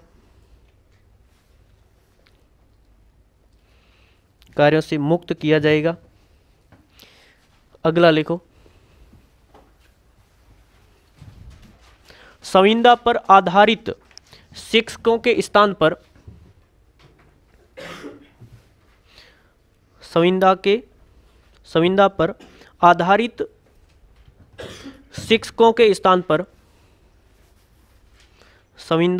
संविदा लिखूं क्या? ये यहां पर लिखी हुई पड़ी। संविदा पर आधारित शिक्षकों के स्थान पर सीधी भर्ती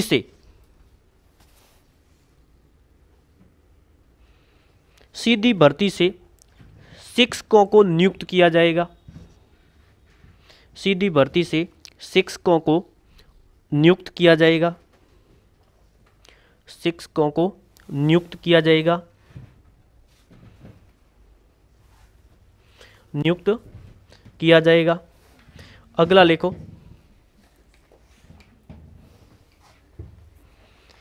एनसीईआरटी द्वारा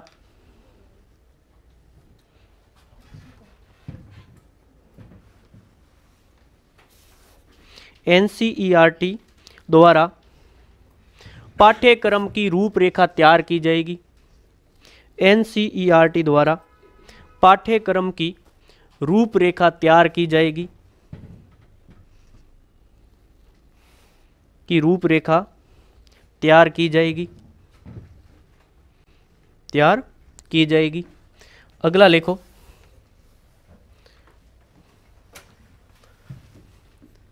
विद्यार्थियों का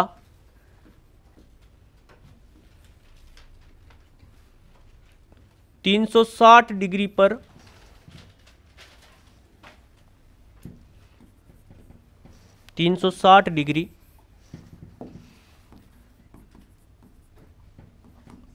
असेसमेंट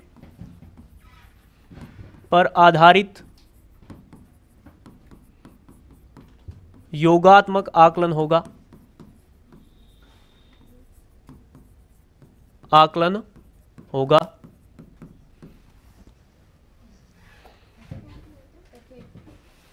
तीन 360 डिग्री असेसमेंट पर आधारित योगात्मक आकलन होगा।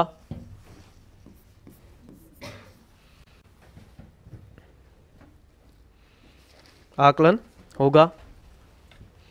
अगला लिखो, परख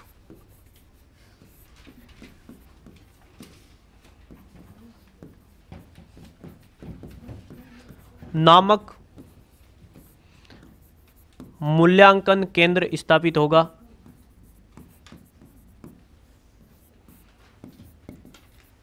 स्थापित होगा।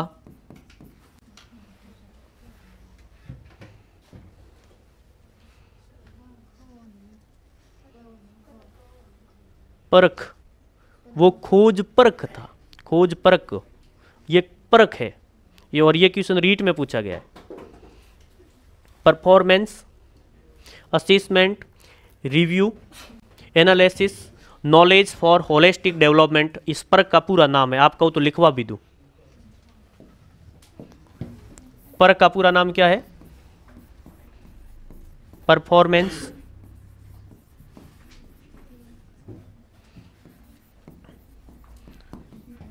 असेसमेंट रिव्यू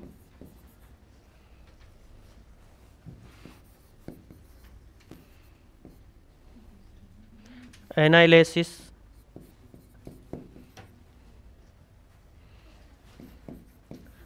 नॉलेज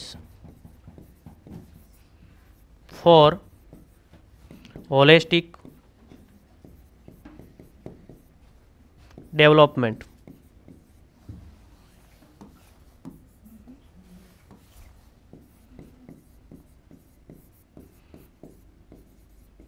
डेवलपमेंट, ठीक है। Performance assessment review analysis knowledge for holistic development, ठीक है। और आकलन, ये क्वेश्चन रीट में आया था, रीट प्री में। राष्ट्रीय शिक्षा नीति 2020 के अनुसार मूल्यांकन केंद्र का नाम क्या रखा गया? तो क्या रखा गया है? परख। कहां पर? ये एलएन।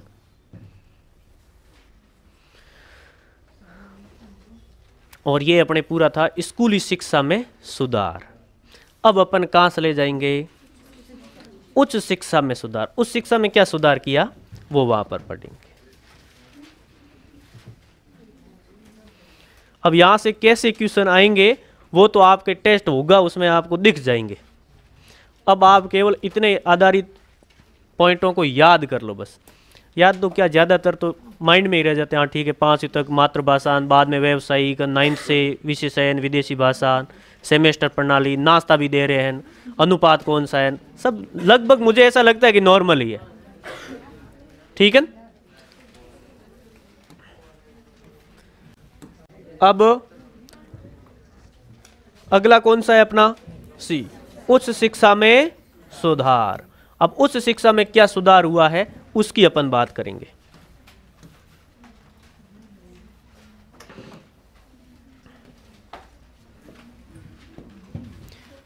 सी, उच्च शिक्षा में सुधार। उच्च शिक्षा में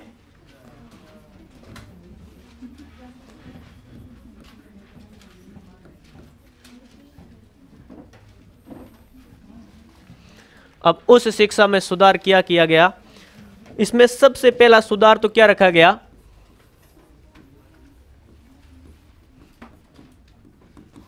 मल्टीपल एंट्री एंड एग्जिट।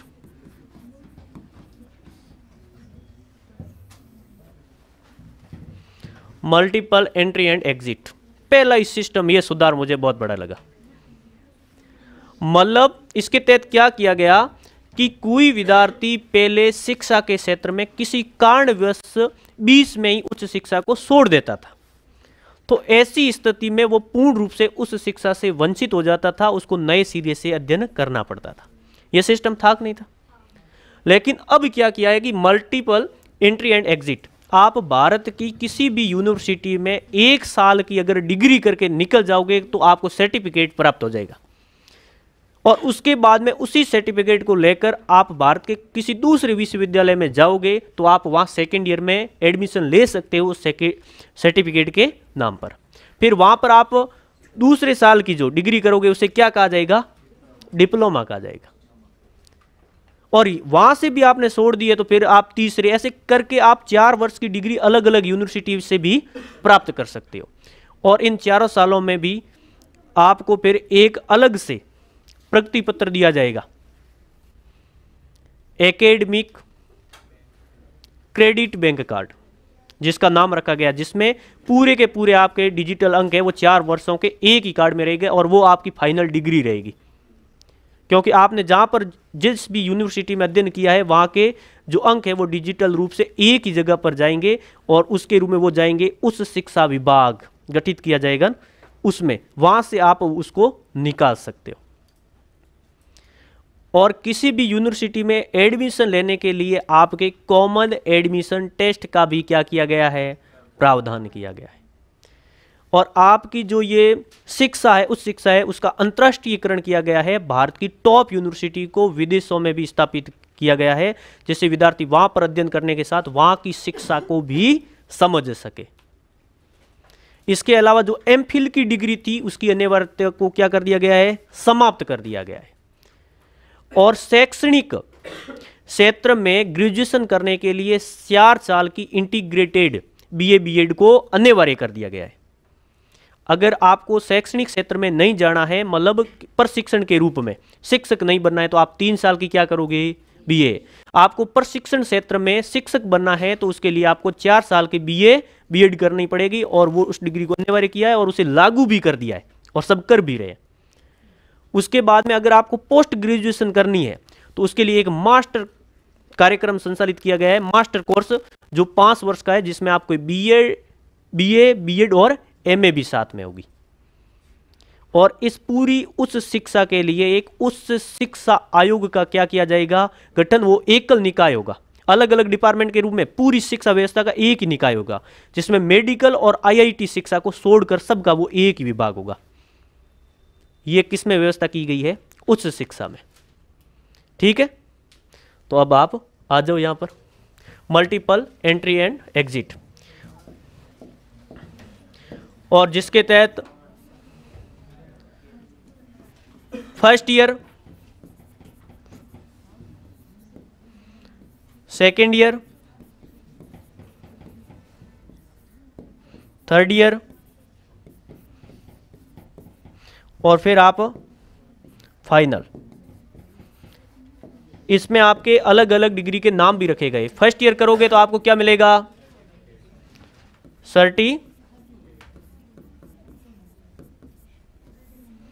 और सेकेंड ईयर में आपको डिप्लोमा, थर्ड ईयर में आपको क्या मिलेगी, डिग्री, फाइनल में आपको मिलेगी बैचलर डिग्री, जो कैसी होगी, शोध पर आधारित।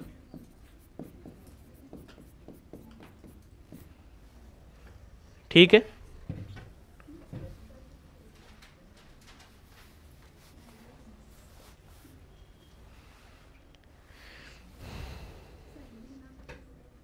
किसका, multiple entry and exit. Multiple को अपन हिंदी में क्या कहते हैं,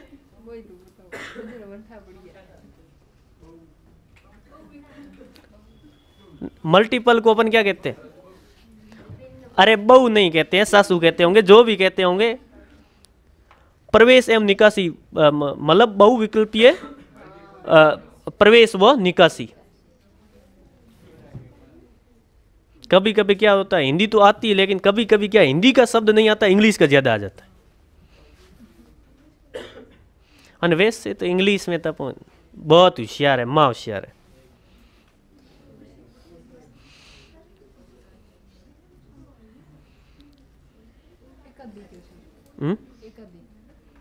एकाधिक है।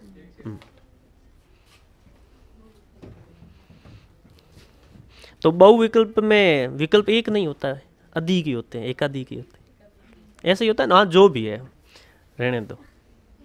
हाँ, क्यों, बहुविकल्प का सीधा इंग्लिश होता है ऑब्जेक्टिव टाइप होता है।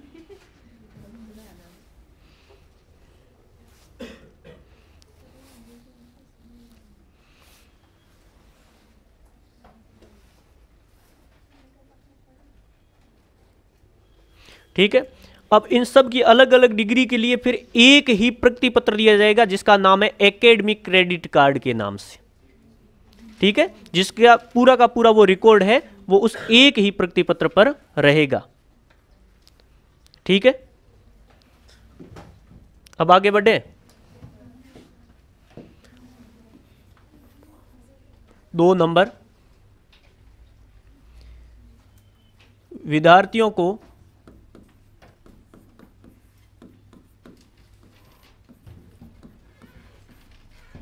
सभी डिग्रियों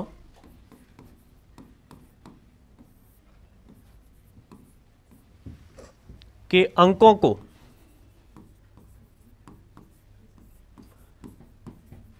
समान रूप से दर्शाने हेतु एकेडमिक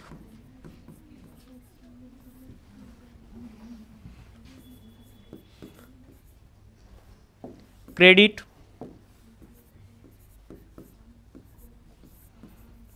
कार्ड प्रगति पत्र दिया जाएगा।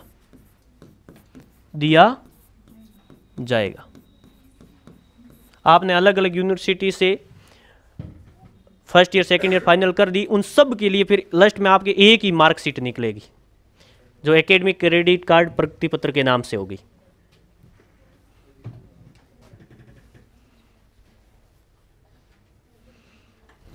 ठीक है, तीसरी बात क्या करेंगे, उस शिक्षा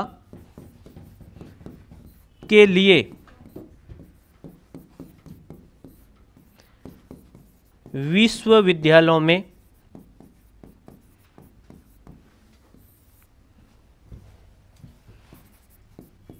प्रवेश हेतु CAT कॉमन एडमिशन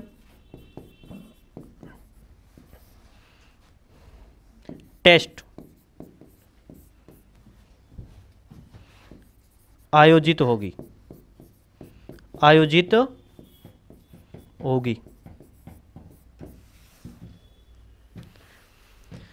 ठीक है,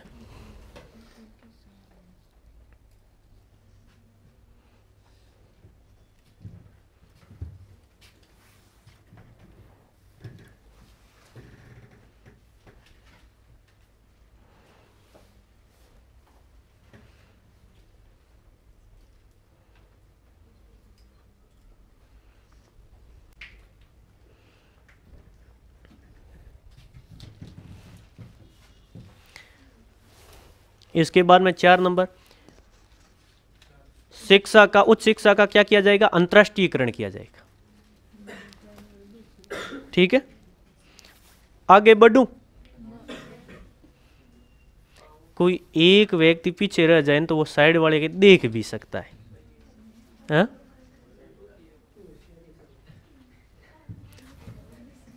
चार नंबर, उस शिक्षा का अंतर्राष्ट्रीयकरण किया जाएगा।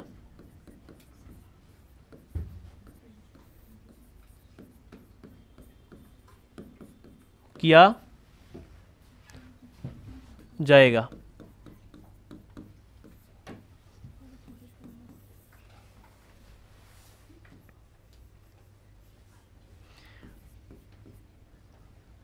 ग्रेजुएशन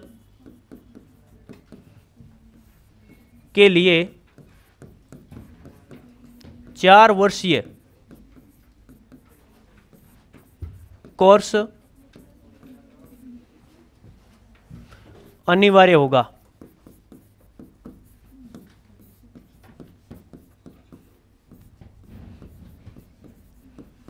प्रशिक्षण शिक्षक हेतु, मतलब आपको शिक्षक भर्ती में जाना है तो उसके लिए 4 वर्षीय कोर्स क्या होगा, अनिवार्य होगा। पोस्ट ग्रेजुएशन के लिए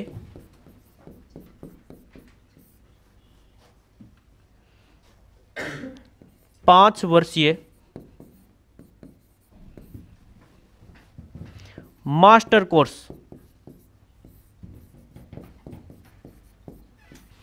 संचालित किया जाएगा।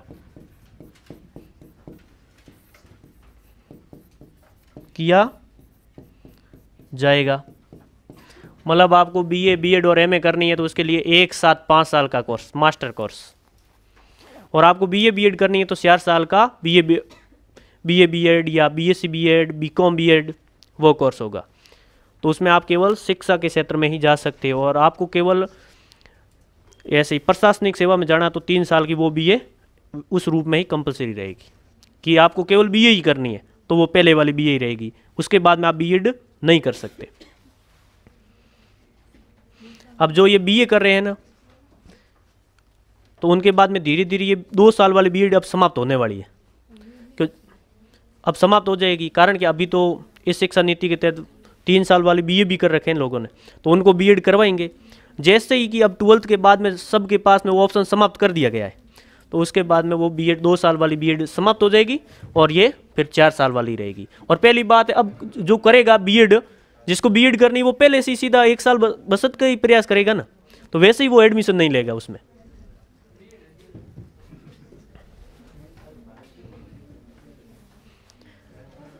और एमफिल की डिग्री की अनिवार्यता को क्या कर दिया गया है, समाप्त कर दिया गया है। और सभी उच्च शिक्षण संस्थानों के लिए एकल निकाय के रूप में उच्च शिक्षा विभाग की क्या की गई है, स्थापना।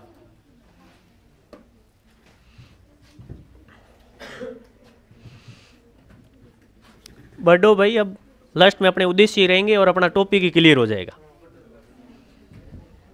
7 नंबर लिखवाओ, आगे लिखो 7 नंबर।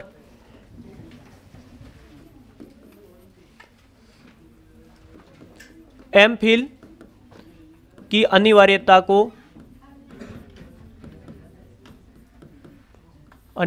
को समाप्त कर दिया गया, समाप्त कर दिया गया।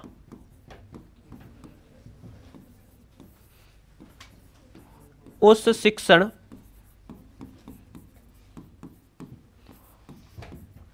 संस्थानों के लिए एकल निकाय के रूप में, एकल निकाय के रूप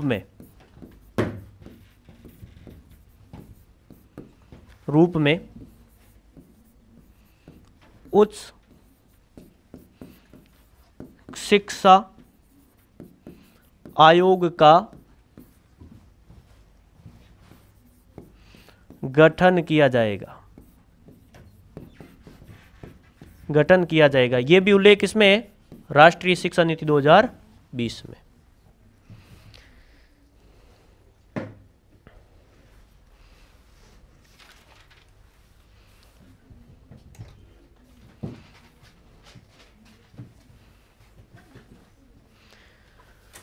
ठीक है, और अब अपन बात, पीएचडी क्या होती है? एमफिल उसी प्रकार की डिग्री होती है, मास्टर ऑफ फिलोसफी। अब आगे बढ़े अपन। अब इस शिक्षा नीति का उद्देश्य क्या है? मेन 4 नंबर डी, उद्देश्य। कहीं हो किए ही नहीं? वाह भाई, अब कर ले। कितने रहे?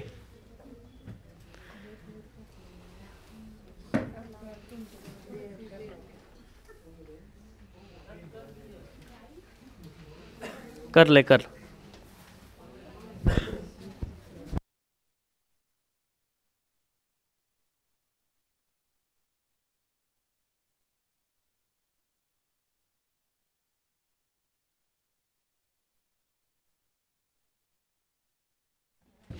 अब राष्ट्रीय शिक्षा नीति कोई हार्ड थोड़ी है, सिंपल सिंपल सी है। के सर्च कर, पीएचडी की एमफिल?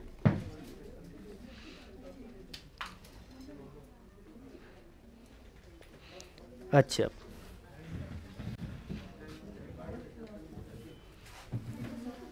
अब आगे बढ़े। अब लिखो उद्देश्य। अब इसके उद्देश्य क्या है? D point.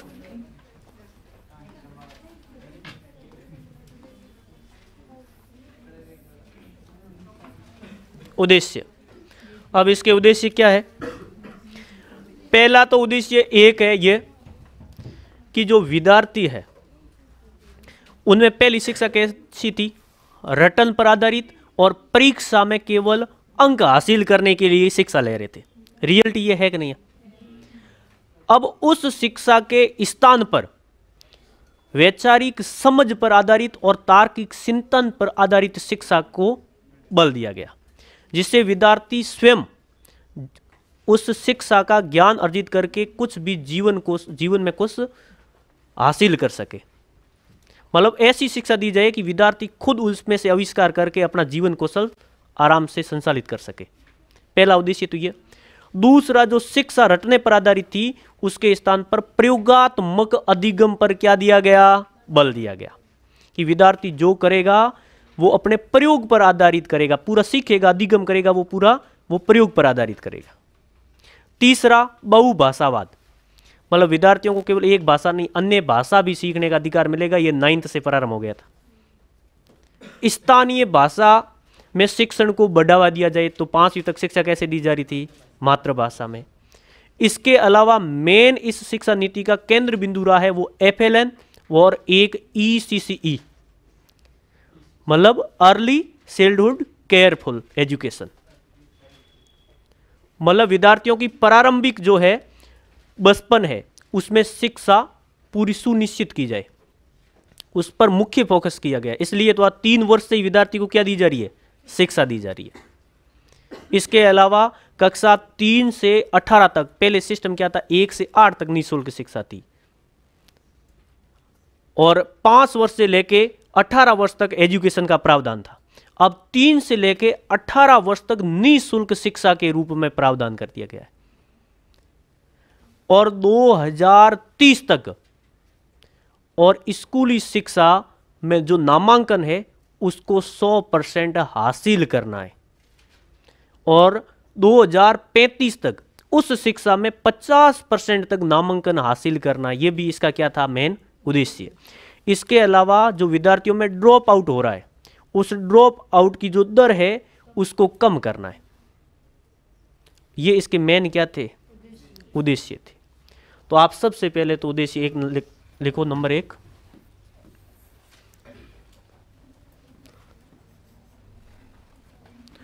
रटने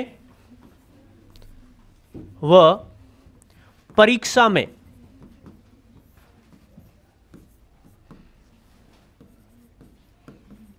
अंकों के लिए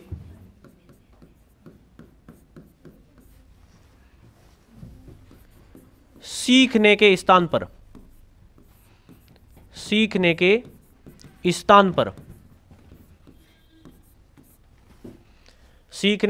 पर वैचारिक समझ व तार्किक चिंतन पर आधारित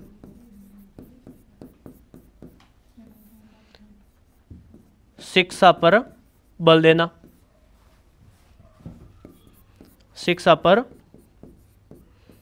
देना, ताकि विद्यार्थी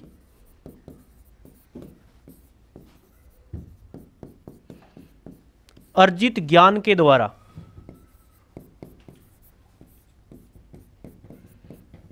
कौशल विकसित कर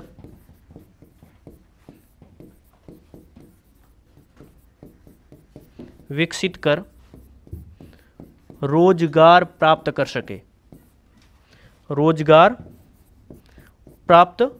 कर सके। मतलब नई शिक्षा नीति में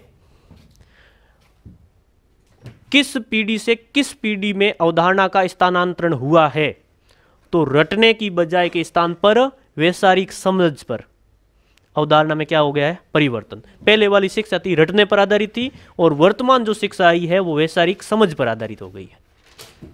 अब पूरे क्वेश्चन यहीं से ही बनाऊंगा मैं, ज्यादातर आप देख लेना। आपको आएगा भी, लेकिन आपको दिक्कत केवल लैंग्वेज समझने में आएगी। अरे इतनी टेंशन मत लो, इतने भी हार्ड नहीं है।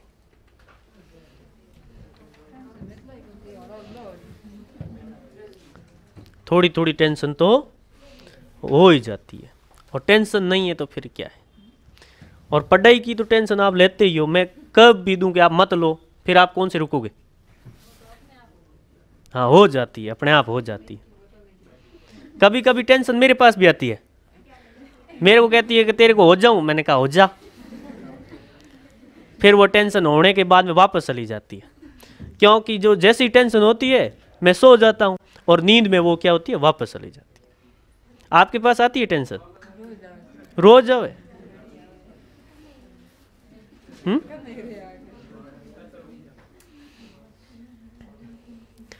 अगला लिखे अपन 2 नंबर, प्रयोगात्मक अधिगम पर बल देना।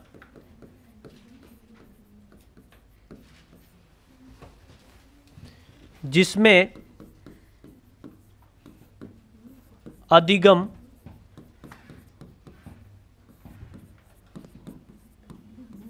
हस्तकला आधारित,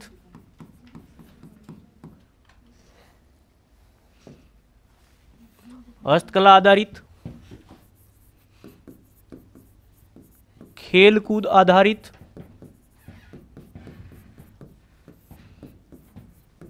कला आधारित व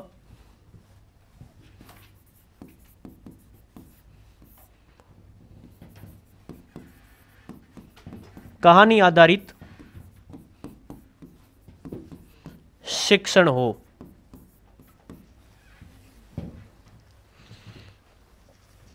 तीसरी उद्देश्य क्या रखा गया, बहुभाषावाद।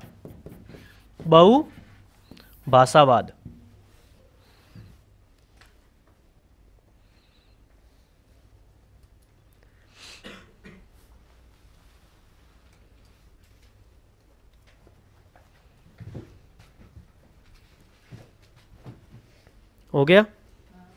और FLN और ईसीसीई, मतलब विशेषकर एफएलएन को क्यों लाया गया, मतलब तीसरी कक्षा तक विद्यार्थी में बुनियादी साक्षरता वो संख्यात्मक ज्ञान करवाना, और उसके लिए एक मिशन भी चलाया गया था, निपुण भारत मिशन। और इस शिक्षा नीति में प्रमुख जो केंद्र बिंदु है वो एफएलएन और ईसीसीई है। ठीक है, तो आप 4 नंबर लिखो। ये हो गया ना।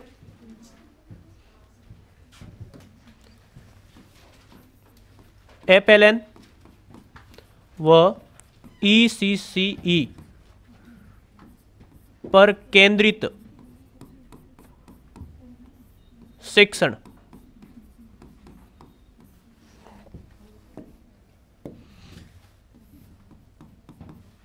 इसकी फुल फॉर्म क्या है, अर्ली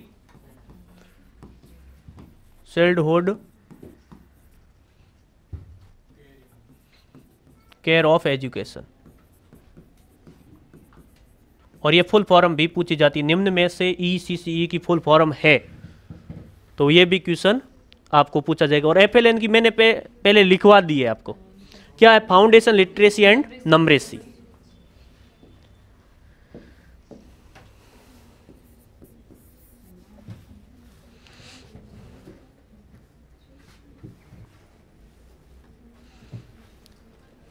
बाकी और तथ्य है वो भी मैं आपको लिखवा देता हूं, कोई रह गए तो।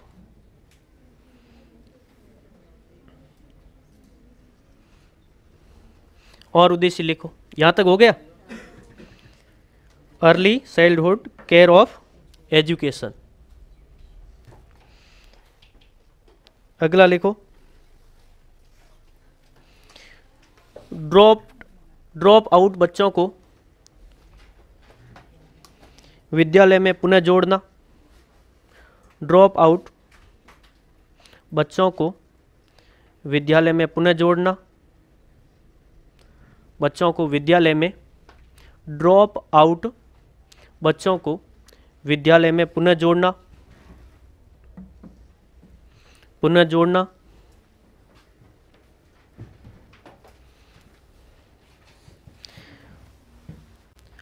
दो 2030 तक, अगली पंक्ति में 2030 तक स्कूली शिक्षा में, स्कूली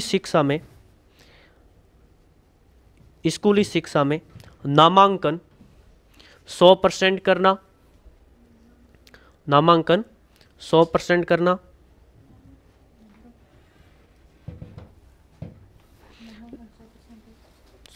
मतलब पूरे जितने बालक है उन्हें 2030 तक जितने भी है बालक, एक भी घर पे न रहे, सबको किससे जोड़ दिया जाए, स्कूल से। अगला लिखो, 2035 तक 50% को व्यावसायिक शिक्षा प्रदान करना। 2035 तक 50% को व्यावसायिक शिक्षा प्रदान करना, व्यावसायिक शिक्षा प्रदान करना।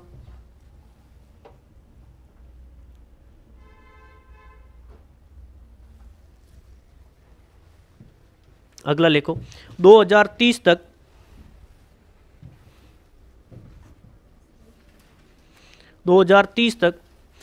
3 से 18 वर्ष के विद्यार्थियों को, 3 से 18 वर्ष के विद्यार्थियों को निःशुल्क शिक्षा उपलब्ध करवाना, निःशुल्क शिक्षा उपलब्ध करवाना।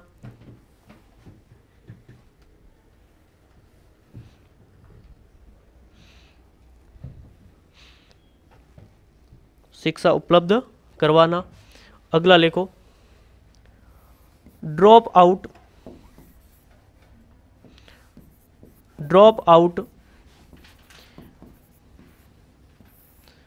दर को कम करना, ड्रॉप आउट दर को कम करना।